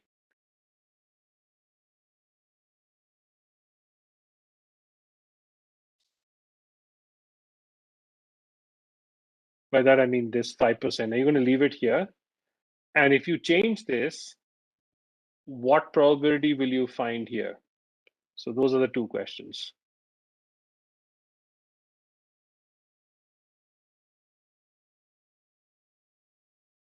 Go ahead. Let's get everybody participating in this, please.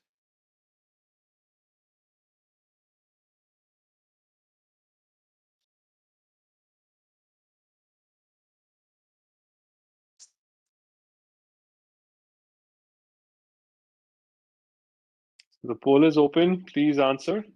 I'm going to wait for, I know there are 25 people who participated in the last one, so I don't want to wait till that. And the faster we go, I have a lot of wonderful content. So really requesting you to participate actively. I won't get through a lot, most of it if we, all of it. Okay. 11 people have finished, 12.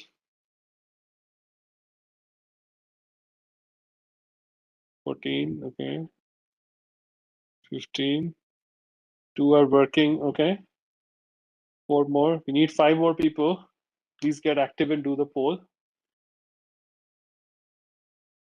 5 more people.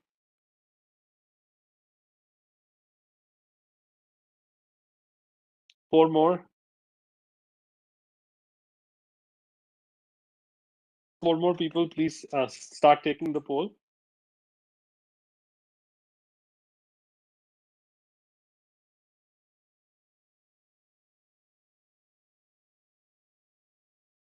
We are finishing up. We have 21. 4 more people. I know there are 25 unless they left. Okay. 2 are finishing up. Let's give them a few seconds. 1 more to go. Oh, 2 more. 2 are finishing up. Let's give a quick moment. Very interesting answers. Okay, I'm going to start closing. Who's the last one? Please finish up. You have 15 seconds.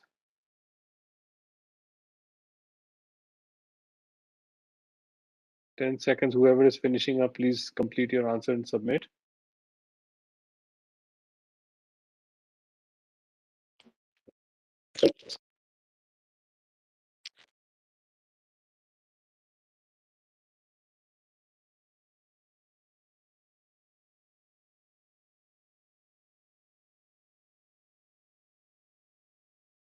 Okay, so I've shared the poll results.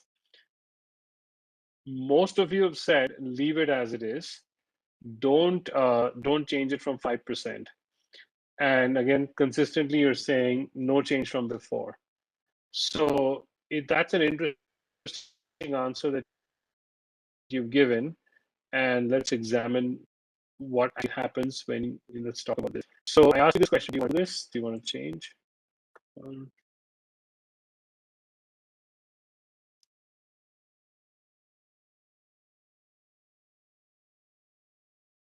Sorry, my computer has become slow again. Okay, there we go. Sorry.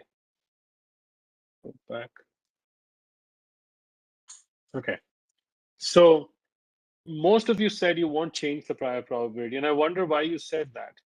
Going back to Ashwath sir's comment that probability is a measure of your information, I gave you very important pieces of information that she has all three of the severe COVID symptoms. So your prior should not be the population prior at all. Population prior says, I know nothing about any person as different from any other person. Whereas here, Shruti has some, all the symptoms, and I know this about Shruti. So I cannot say it's 5%. So I chose 75%. I'm 75% certain before the antibody test that she has COVID. If I put 75%, then see what happens here. Even with the negative test results, she has a 24% chance of having COVID, which means there's a 1 in 4 chance roughly that she has it in spite of the false result. That's a pretty high probability. Okay.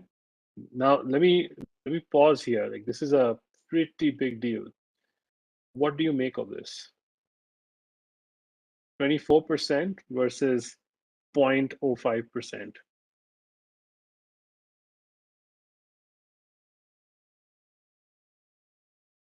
Can people still hear me? I just changed my headset. Ruba madam, can you hear me? Yes, sir. Okay, Yes, sir. okay, excellent. So the probability jumped up many-fold. And by the way, this is a real case study which hits close to home because the doctor was using the 0.05% to deny insurance claims. And this is like the borderline malpractice. And I was helping this person out saying, this is the argument you have to make in order for the doctor to say, no, this could happen. And by the way, the scientific reason is very simple. If you have severe COVID and you have not fully recovered, then your body hasn't made the antibodies yet. And she was in that situation. So that would explain why she wasn't seeing it. And so probability really helps you in critical situations like this. Think clearly, okay? Reflections on this example? Anyone? You can see how the probability is not just a tool that we use for our classes. This is for everybody. We can help people with this.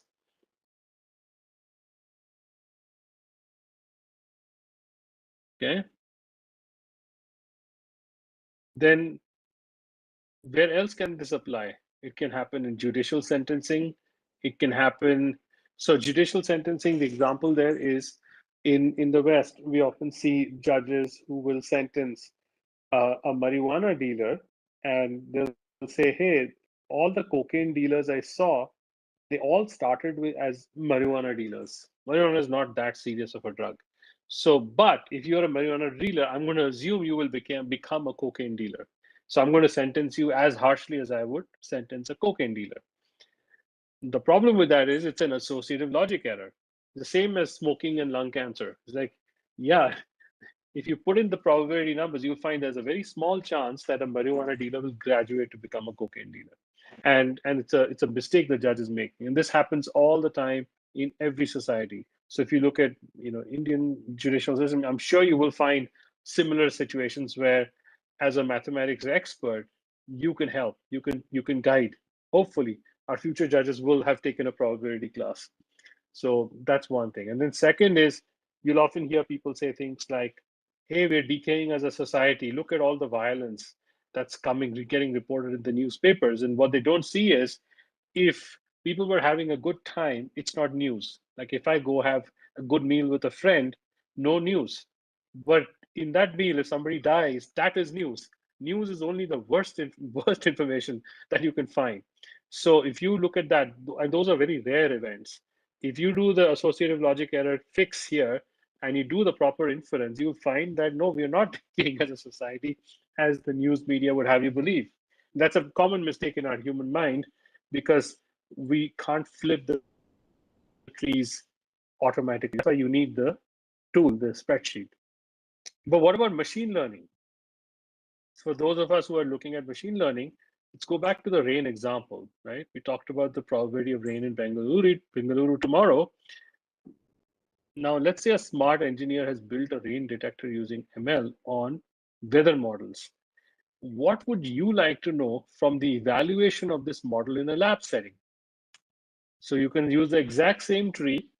So my probability of rain tomorrow is 75%, let's say, and the detector says rain or no rain, and that's 90% sensitivity, 95% specificity, which means if the detector says no rain, no, if there is no rain, 95% chance it says no rain.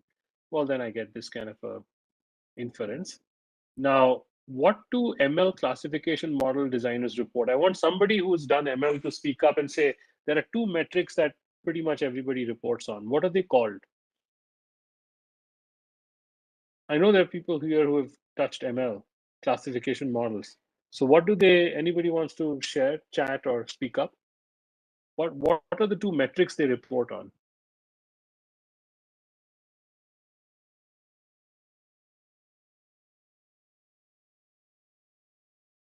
Oh, I see, Maya madam. Thank you for saying that. Using this analysis, government hospital may help take up decision.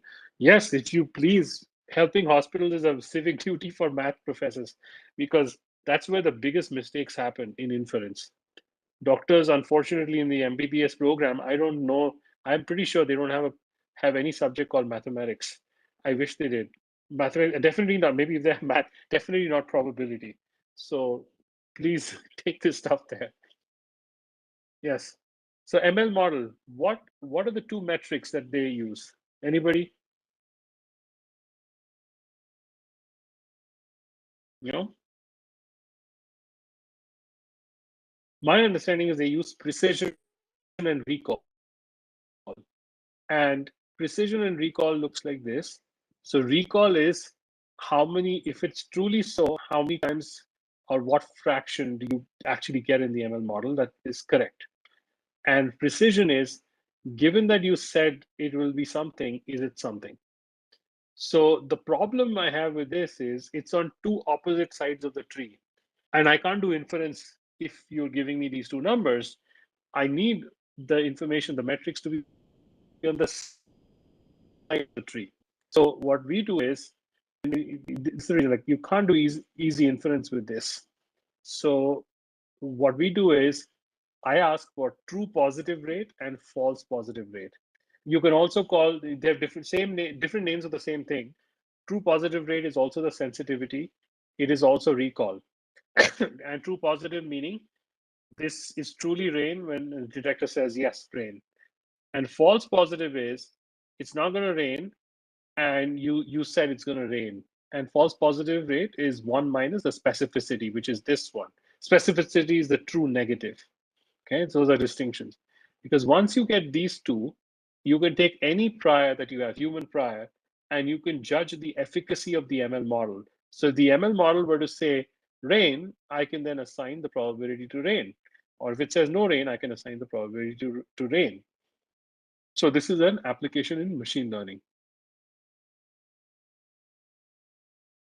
Exactly. When you ask, is this type 1, type 2 errors? That's correct. That's exactly what we're talking about. But we talk about type 1, type 2 errors in some kind of an esoteric manner. We don't take it to decision making. Now, what we're seeing here is you can use an ML classification model, which doesn't make any decisions, just classifies. You can wrap a decision logic, decision layer on top of it, which says, this is my probability, and if based on this probability, do something. So you can actually have decision trees on top of this. Yeah. So I'm using a very simple construct to walk through the entire thing. Okay, last question, and we'll end this section with this question. If you saw 7 heads in a row in a coin toss, what probability would you place on the next coin landing heads? Wonder if I have a poll for this. Let me see.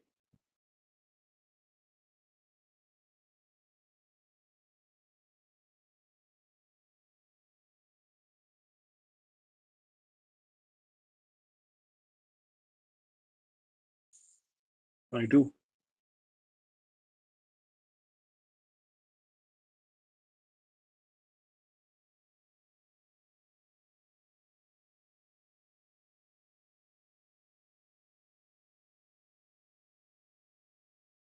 Sorry, it's slow loading.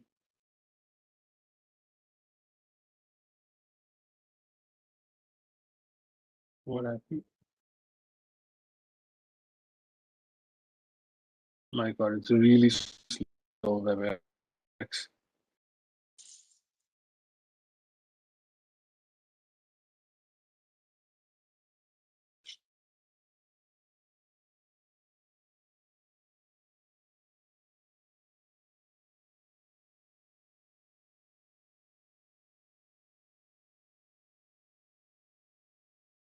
This works.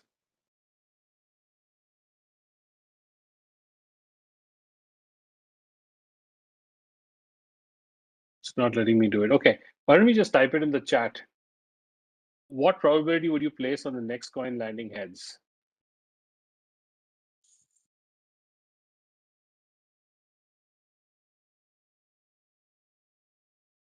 ಯಾರು type ಮಾಡಿದ್ಮೇಲೆ ನಾನು ಶುರು ಮಾಡ್ತೀನಿ.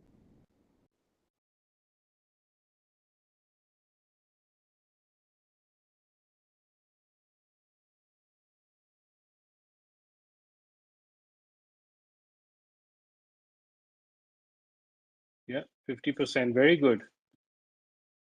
Yeah. Everybody's got the right answer here. Okay, so that's great. But now suppose, so let's go back to that sheet, the tree flipping sheet, right?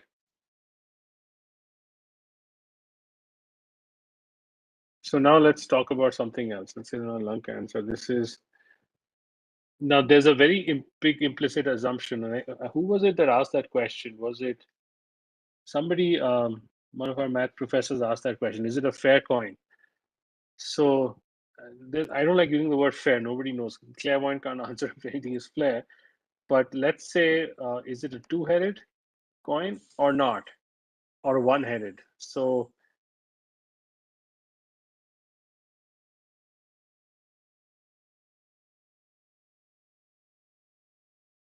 suppose I said, I don't know, if I saw 7 heads in a row, that's the point at which you say, well, I wonder, is my prior correct? And you say, well, what if it's a two-headed coin? Both sides are heads, whereas this is a one head, one tails coin. And if it's a two-headed coin, then what's the chance of heads? Heads is 100%. Whereas if it's a one-headed coin, it's 50-50. So now if you said it's a heads, I'm not sure, like I'll have to infer it. Well, two-headed coin, it could have come from 66% chance I saw it from a two-headed coin, whereas tails, if I saw tails, I'm 100% sure it's a one-headed coin because you can't get it in that situation. So very interesting way of inferring that, hey, if you see that many, there's a point at which you start questioning whether your prior is right. And your prior, in this case, your implicit prior is this coin has two sides. So another interesting way of thinking about it. Okay. So with that, I come to the end of this section. Now we can do one of two things.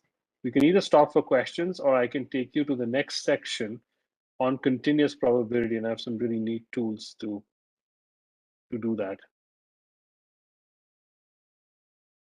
Rupa madam, do you have any preference? Sir? I don't. Do you have any preference? Do you want me to keep going? or pause for questions? Yeah. Yeah, to ask the participants. Hello? Hello, sir? Yeah, I'm here. Yeah. Anybody who has a preference? Anybody has a question? Yeah, any faculty member, if you are faculty and your students, if you have any queries or questions, free to ask, unmute. But we already given all everyone permission to unmute itself only, sir. Otherwise, if you want to put a questions in chat box.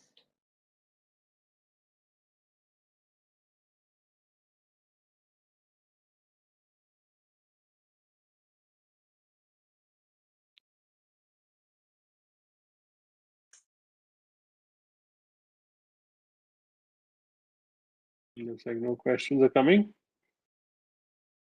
Okay. I'll do a quick review of continuous probability. So this is, let's start with a simple die roll. Let me hope this poll works. Okay, this one worked. So if you could bet on a single number, okay, the sum of two die rolls, and your choices are 2 to 12, that's 1 and 1 and 6 and 6, which number would you bet on? Let's get this in quickly. This should be really easy.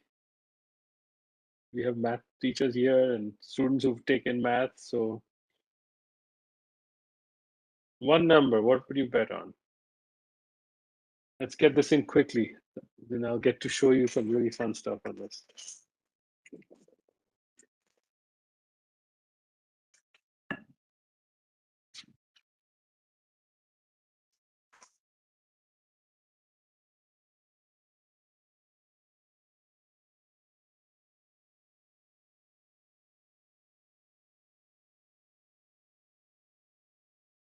Only 3 people. Let's keep going. This should be a fast one.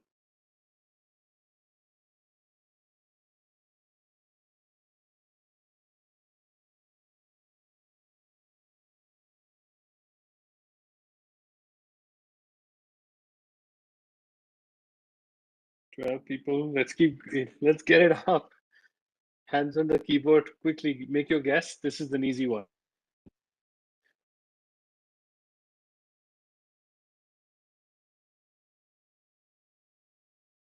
Okay. I'm going to close this one.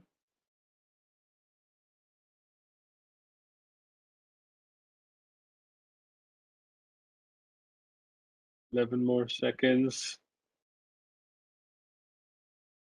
15 people have responded. Get it in 5 seconds. 16. Good. That's a respectable number. Okay. All right. So I'm not going to share these results just yet.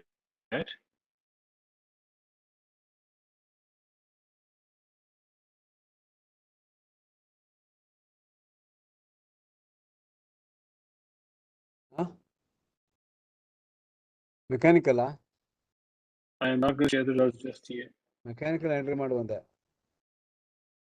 I'm requesting all the participants, please mute yourself.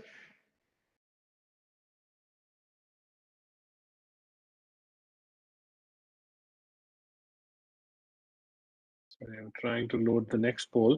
So the next question I have for you is, if you could bet on 3 numbers, what would you bet on?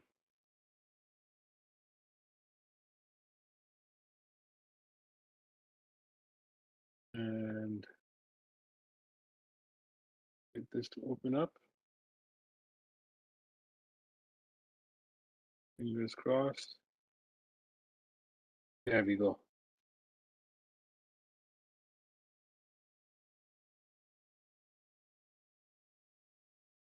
Sorry, ULX comes utterly slow. There we go. If you could pick 3 numbers now, not one number, what would you pick? Pick a strategy. This is a strategy now.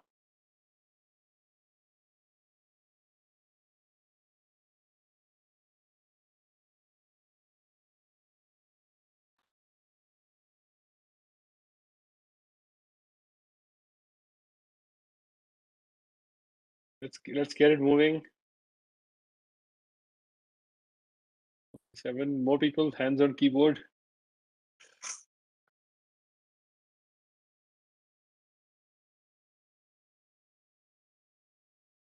If you could bet on 3 numbers for the sum of Sum of 2 die rolls. So the lowest you can bet is 2 and the highest is 12. And you could pick 3 of these sums to bet on, and you'll win some money if you get it right. What would you bet on? Which 3 numbers would you pick? We have 15 people answering. Go ahead, we need some more. We have 55 people in the room. You're requesting, Mr. Doreswamy, you want to annotate the content?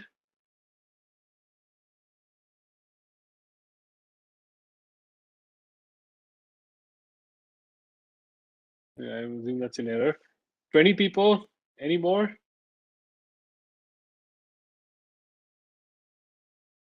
$21. Let's finish up. 22. Okay, excellent. Excellent. This should be fun. So Doreswamy, you keep sending requests to annotate. I'm not sure why. I think you're trying to hit the poll. Maybe this is by mistake. 23. Okay. Awesome. I'm going to close the poll now. So most of you have picked 6, 7, and 8, which I'm glad to see. But then we also see quite a few of you have picked other numbers. So let's look at this. So I'm going to do 2 things. First of all, I'm going to give you this link.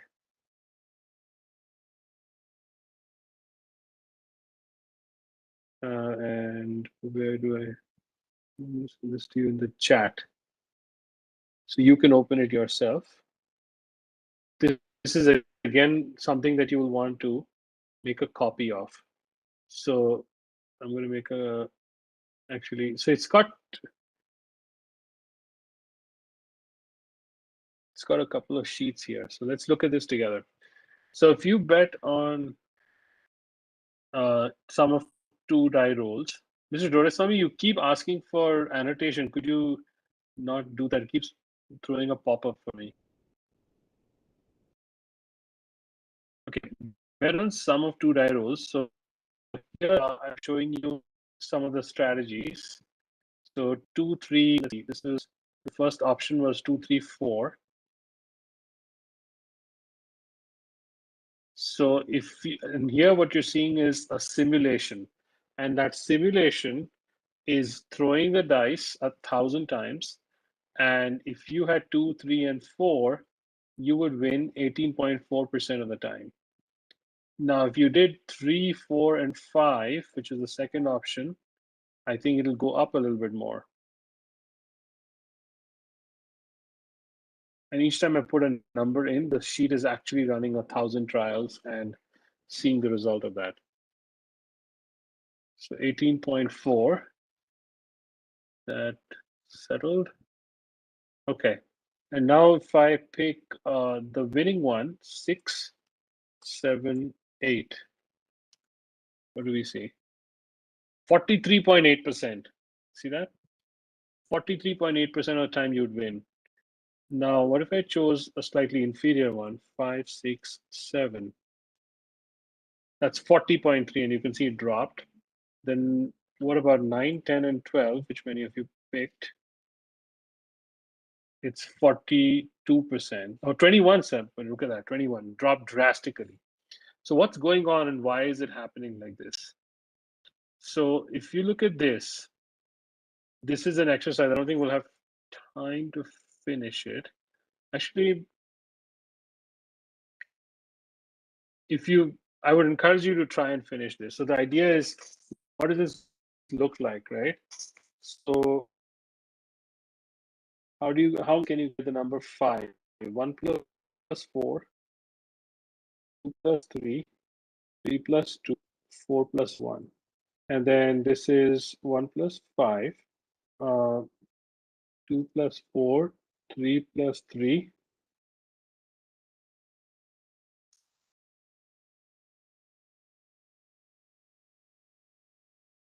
Four plus 2, 5 plus 1.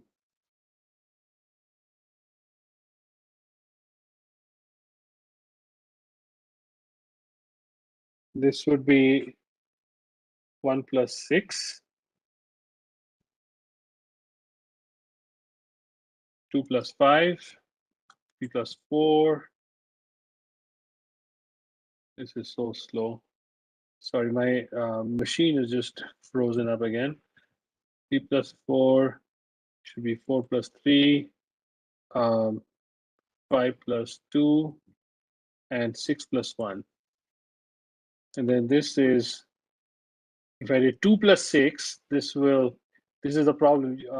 Actually, no, you can do 2 plus 6. If I did 1 plus 7, this would be a mistake because there's no 7 in the dice. It has to be 2 plus 6, 3 plus 5, 4 plus 4. Oh, 2 plus 6 is okay. This is my sheet is reacting a little late. If you did 1 plus 7, it would mark it as red. So it's got some safety nets there. 5 plus 3, 6 plus 2.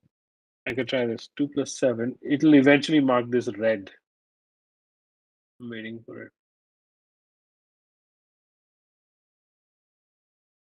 Yeah, didn't do it. Oh well. 3 plus 6. No, this should be fine. 3 plus 6 is correct. I may have a bug there. 4 plus 5, 5 plus 4, 6 plus 3.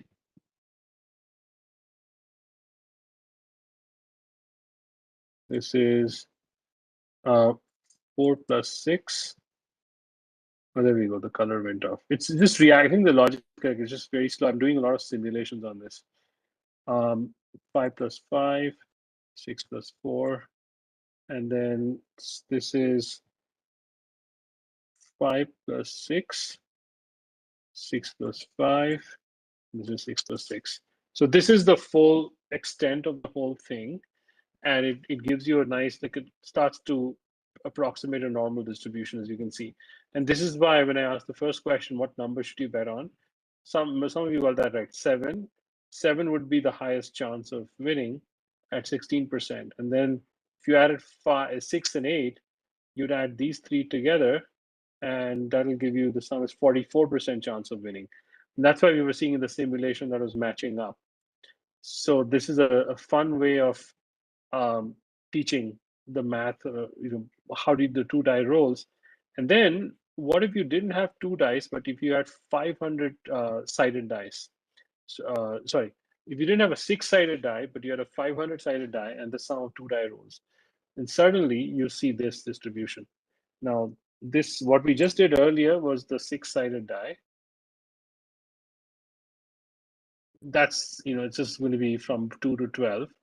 If I made this 20, was there a question?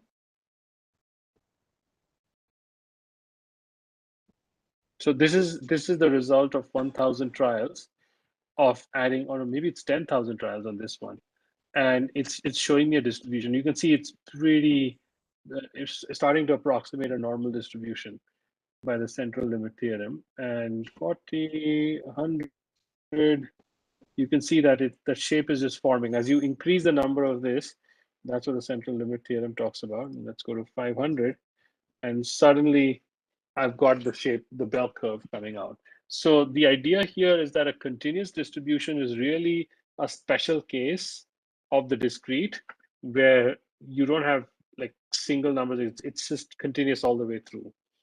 And that's the piece that gets us ready to talk about continuous probability measures. So here, this is what we just covered. You can have the probability mass function and cumulative mass function. What do we have in the continuous case? So example, you're talking about, say, revenue in crores, or the test positivity rate for COVID. So, okay. So I have some more polling questions for you.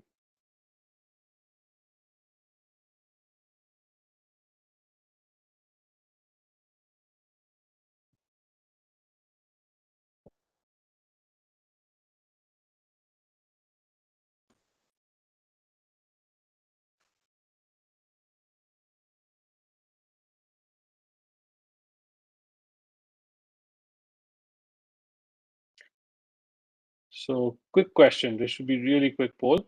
What is this?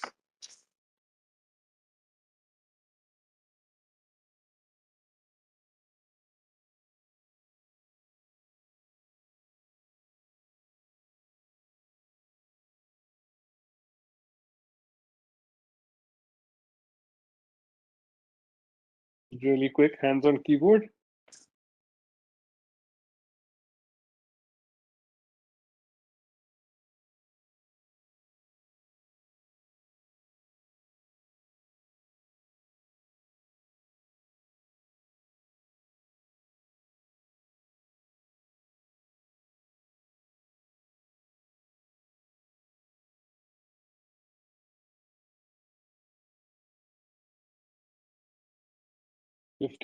I need 5 more, 6 more people. Come on, I know there are more people here. Yeah, 16, 19, keep going.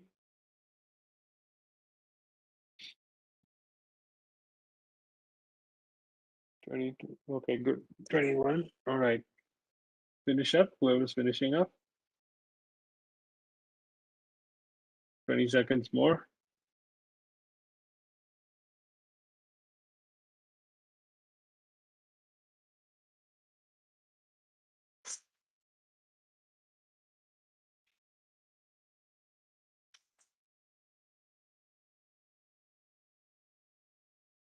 Okay, so pretty much everybody got this right, except for maybe 4 people felt this was a cumulative. No, that's not a cumulative, it's a probability density function.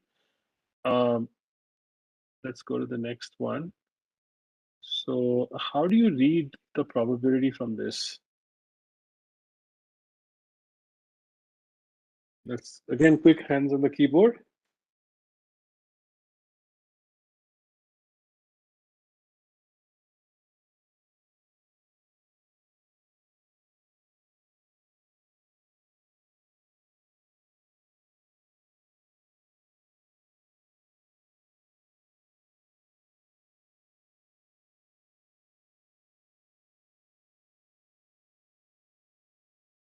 Let's get it in quickly.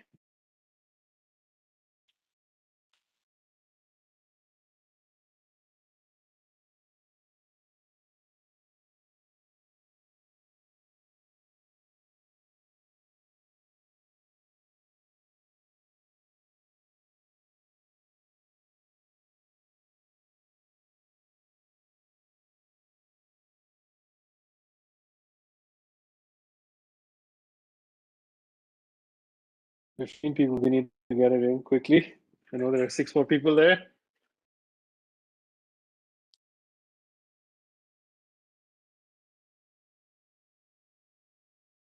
17, 4 more. 4 more people, yeah, 18, 19, 2 more, 2 more. 2 more people, I we finished the last one. Let's get the last 2 in. Whoever is left, please. No? Okay, I'm going to share this with you. So most got this right. It's the area and the curve.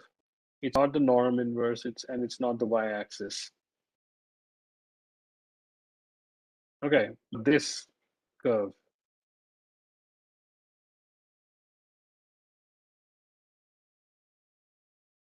Sorry, my thing is again come very slow. Just happened there.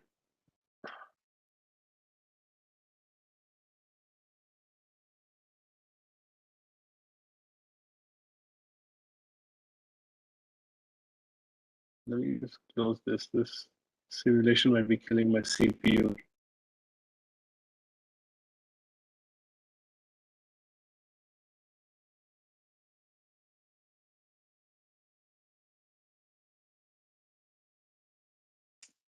All right.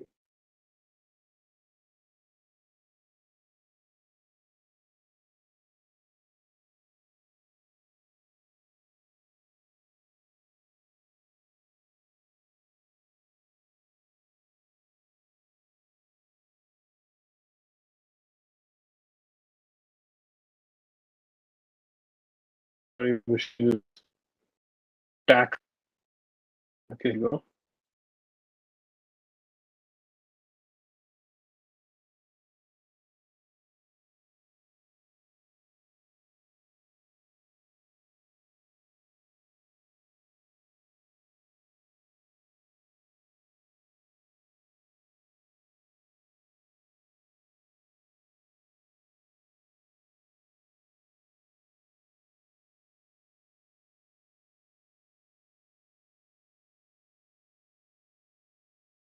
What was that curve I last showed you?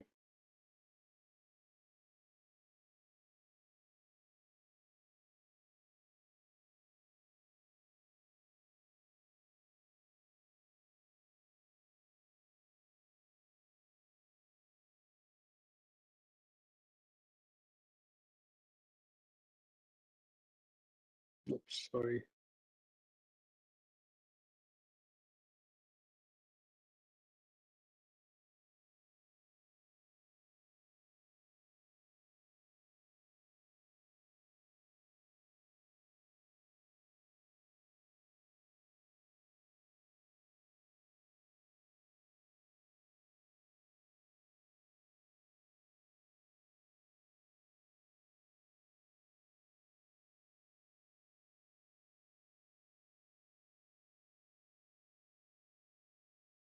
This is the curve.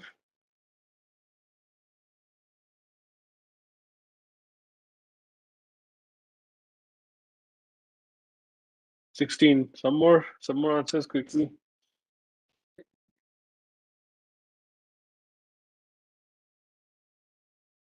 $17. I know there are more people here.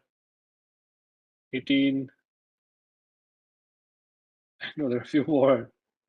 Hands on keyboard. $19. Finish up. $20. Yeah. $21. Great. Finish up. Okay. $21. $22. Okay. We have more. $23. Okay. Okay. So I'm going to share the results with everyone. I'm just making sure that the basics are right here. So we had quite a number of people who got this wrong. This is a cumulative density function, not a probability density function. Okay. So you can see the results there. And let me send you the next one.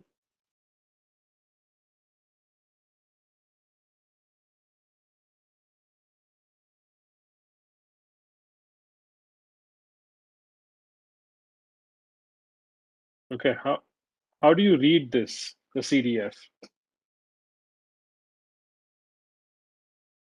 Let's get this in quickly.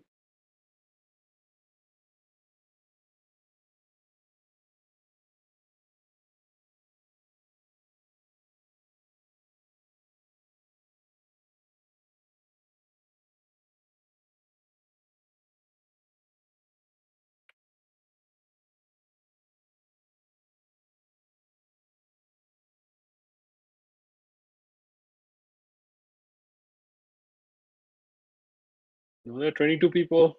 Let's get this in fast.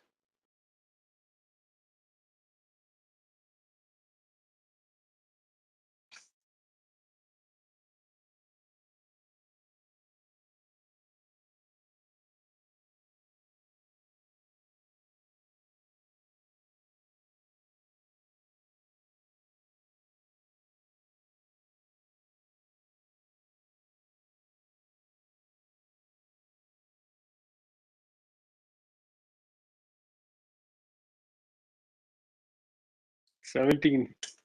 5 more people to go. 5 more to go. 20. 2 more. 2 more people. 2 more people. I know they were there in the last one. Oh, okay. So this one again, most of you got this right. It's the y-axis that you read the probability, but quite a few of it got it wrong. It's not. Oh wait, did most of you get it wrong? Sorry, most of you got this wrong. It's not the area under the curve. It's the y-axis. Only 5 people got this right, and it's definitely not the norm inverse. Okay, so this is very important, like to get right. That's why I wanted to have these polls, because without this, we can't even talk about the advanced inference. So a cumulative density function allows you to cut across. So if I want, say, the test positivity rate of COVID, the distribution goes from 0 to 100%. If I want to see what's the chance, what's the 10th percentile, I would need to, the y-axis of a CDF is probability. So I would take the 10% line here, see where it cuts, and see, oh, the low is 25%. I'm calling it low, meaning there's only a 10% chance of being below 25%. And I can do the same thing for the 90th percentile and say, oh, it's landing at 60%. So there's only a 10% chance of being above 60. And the median 50% lands at 35% here. So this is my median, which means it's equally likely 50-50 shot of being above or below this number, 35%. So this is called discretization of a continuous probability distribution. And this is very useful when you're reporting it, say to executives or to decision makers. They can handle this. It's hard for them to handle curves, but they can handle this with a box plot saying, oh, this is the range. And you can see the same information in the probability density function. So this is where it shows up. And you can see the same thing. And here on the right, we're looking at the area under the curve. So the area to the left of 25% is 10% of the full curve. So the probability distributions have this characteristic, as many people know here, that the area sums to 1. So if that's 1, then this area is 0.1 or 10% of the whole area under the curve. And this divides, the median divides the curve 50-50. So intuitively, you can get the sense of that. And this is just 10% here. So for intuition, you look at the PDF, because intuitively you can get the sense of where the weight is. But to read probability, you use a CDF. But you can get one from the other. It's the differentiation of this and integration of this to go from one to the other. So this is just very, very foundational. It took me a while to really appreciate this intuitively. And this is very, very critical. The reason I spent some time on this is because now we can go back to Bayes. And Bayes worked out a binomial trial. How do you represent this? So binomial trial, the word bi means two outcomes, success or failure. And so coin toss is bi, heads or tails. So each trial, if you assume the same chance of success, you don't have to, you get a binomial distribution. And P is the probability of success. And actually, you do have to assume the same chance of success. It's not 50-50, but it is the same chance of success on each quote-unquote independent word. Independent simply means it's irrelevant. Knowing one coin toss tells you nothing about how the next one will land. So that's a better relevant to the next coin toss. And if you say P is the chance of heads, then Q is the chance of tails. P is the chance of success, Q is the chance of failure. Then what is the probability of seeing K successes? That's N choose K, P power K, Q power N minus K. This is classic binomial mathematics. Okay. So then we say, okay, that's great. Next one, yeah. So the beta distribution says, oops, my machine is really slowing down. Let's see if I can do something about it.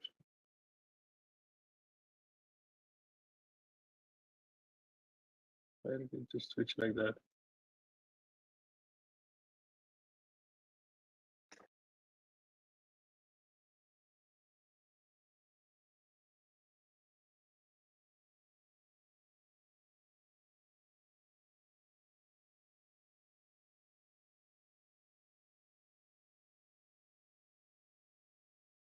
Sorry, can people hear me? Yes, sir. Okay, just a moment. WebEx is frozen. I'm waiting for it to come back.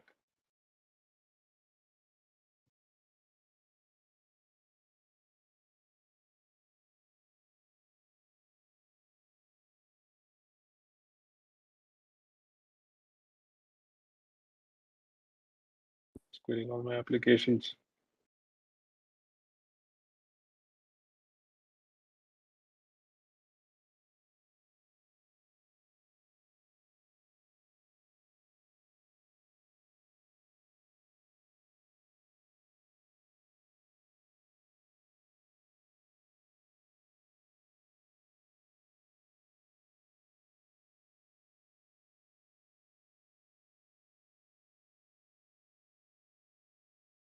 Okay, there we go. Sorry about that.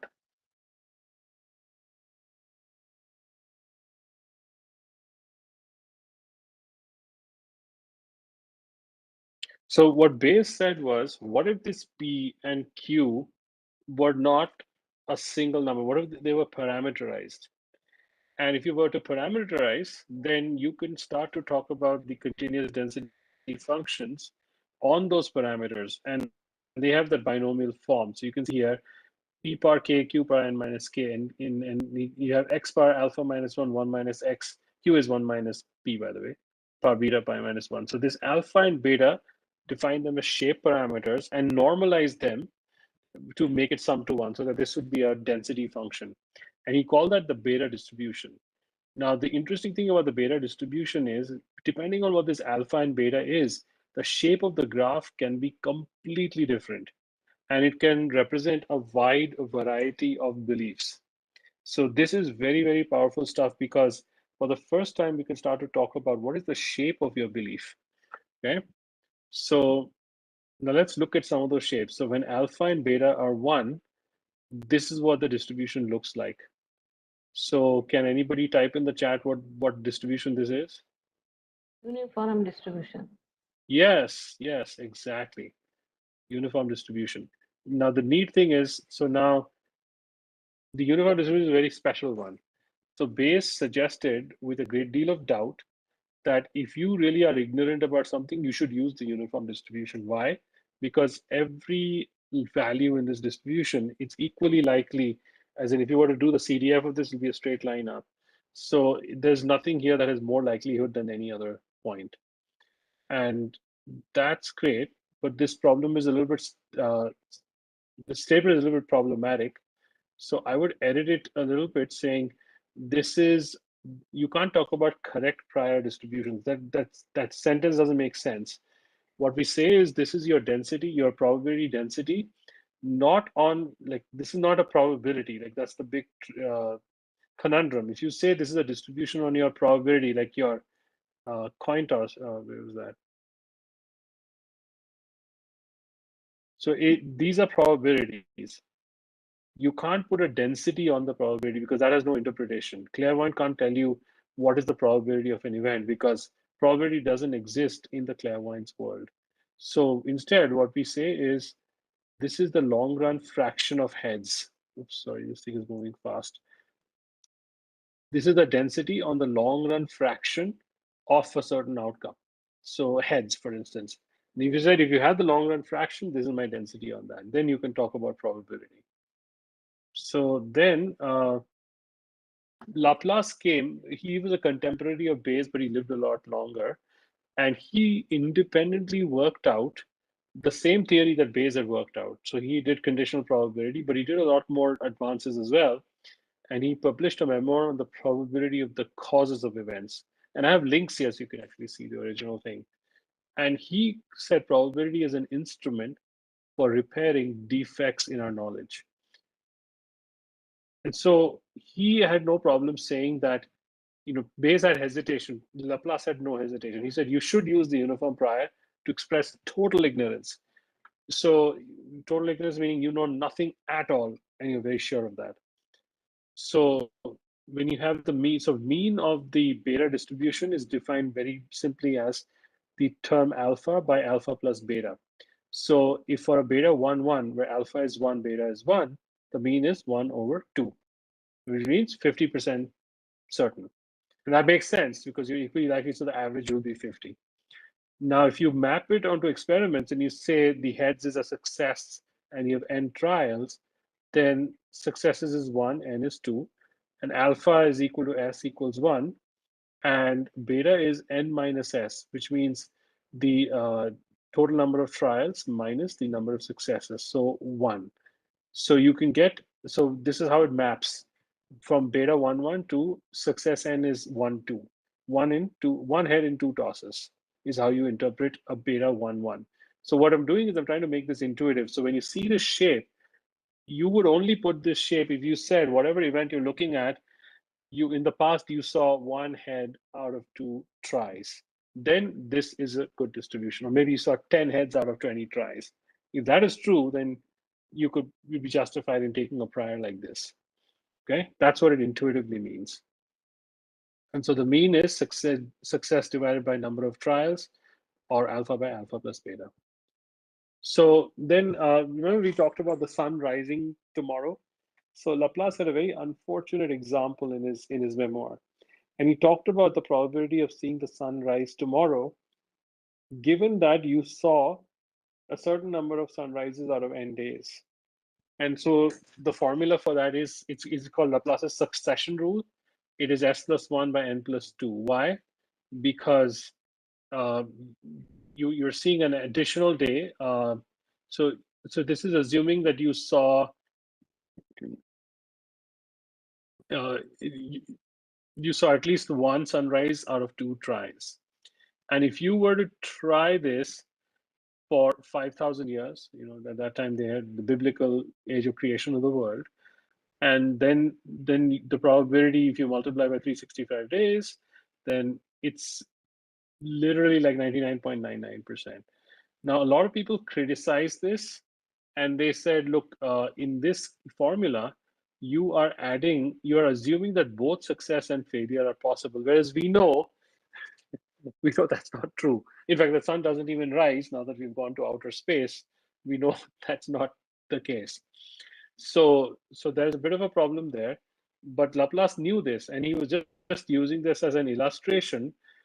He says, but this number is far greater for him who, seeing in the totality of phenomena the principle regulating the days and seasons, realizes that nothing at the present moment can arrest the course of. So nothing will stop sunrise. So he mentioned this, that don't take it too literally. This is a very powerful principle of succession, which means this is how you should assign your probability for things like this. But sunrise wasn't the best example that you could pick. Okay. So let's keep going. This is, if you have data, this is how you think about it. Then the next person in the lineage who becomes really important is this man named Jaynes, E.T. Jaynes. He was a physicist, and he wrote an unpublished book called Probability Theory Logic of Science. And it's kind of like Bayes. Bayes died and his friend published it, and in this case, Jaynes died and his students published it. It is a tour de force. It's a fantastic contribution to probability theory. And in it, I'm going to read something he wrote. He introduces the robot, which is the ancestor of the clairvoyant that we've talked about. And he said, in order to direct attention to constructive things and away from controversial irrelevancies, we shall invent an imaginary being. Its brain is to be designed by us so that it reasons according to certain definite rules. These rules will be deduced from simple desiderata, which desiderata means principles, which it appears to us would be desirable in human brains. That is, we think that a rational person, on discovering that they were violating one of these principles, would wish to revise their thinking. Our robot is going to reason about propositions. As already indicated above, we shall denote various propositions by italicized capital letters, ABC, etc. And for the time being, we must require that any proposition used must have to the robot an unambiguous meaning and must be of the simple, definite logical type that must be either true or false. This is exactly what we talked about when we talked about the probability of rain, that you have to define it clearly. That's what he's saying, that if you can't say true or false, the clairvoyant can't say it or the robot can't say it, you cannot place a probability on it. And then one more passage from Jaynes, which is so central to how we use probability.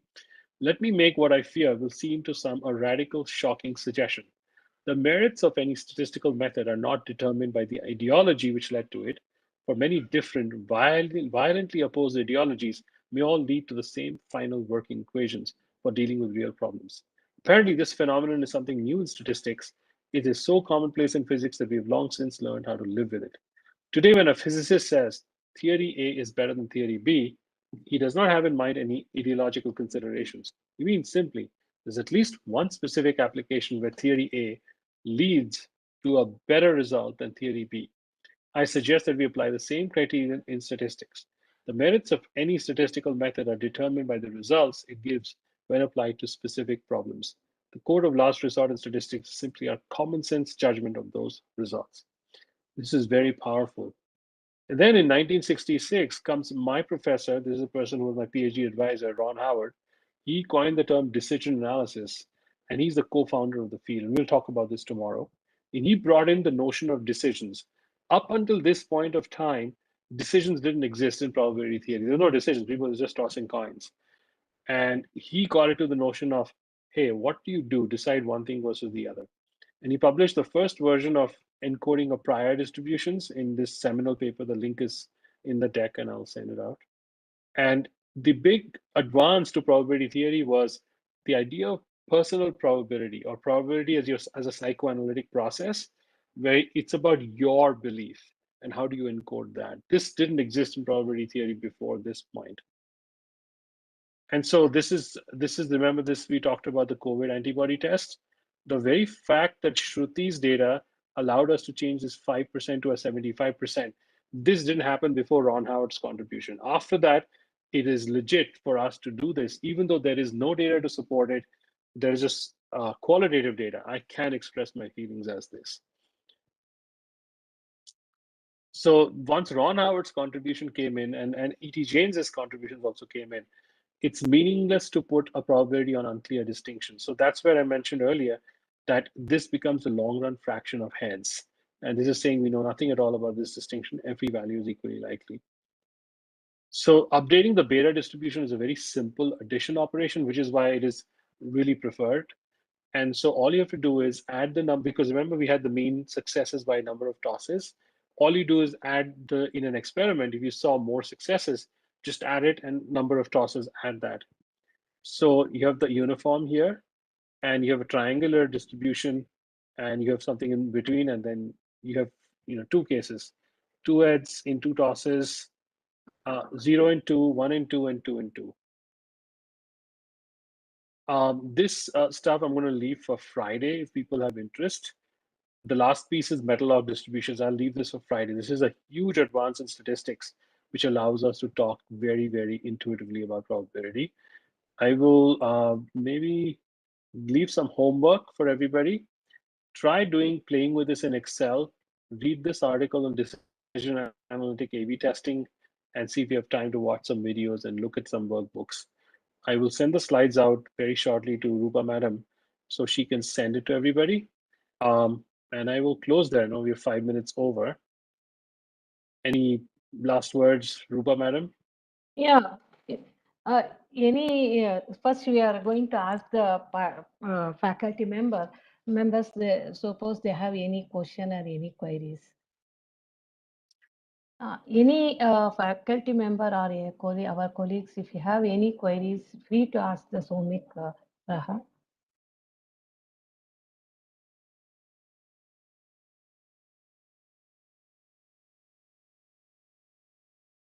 Yeah. Nobody's not asking because you given lot of explanation, lot of detail for what's the probability, how you have to explain for the students, and also we learn lot of things from your side. Now we are realize what we know, that probability is nothing. It's a 0.1%. What you explained today. Yeah, thank you very much. You explained very nicely, very attractively, and also you also given some what about ideas how to explain easily, very attractively for the students using spreadsheet, means graphical representation. Then only you get very interesting, very attractive for the students. Now, based on that, I'm going to conclude today's session. I don't have a word to express Somik Raha. You are, wonderfully for probability. And then so even though somebody they miss, we already made some video YouTube stream. We are going to share that link also. Somikra sir is told he is going to share a PPT materials, and then what about homework. I'm going to share it immediately when I receive from the Somikra. Thank you very much once again, Somikra. You accept our invitation. We are showing a lot of interest to explain for probability. We are looking tomorrow for same time, 9 o'clock. I'm requesting all the faculty member, please join 8:45 like that. Don't come after 9, 9:05 like that because Somikra sir is ready for 8:30 itself tomorrow. So please, if you have any queries also, you ask tomorrow also. Is it okay, Somikra sir? Yeah, that's fine. And we have the last Friday session. So tomorrow we'll go into decision analysis. Yes. But I want to give you a little more time so you can also try out tomorrow.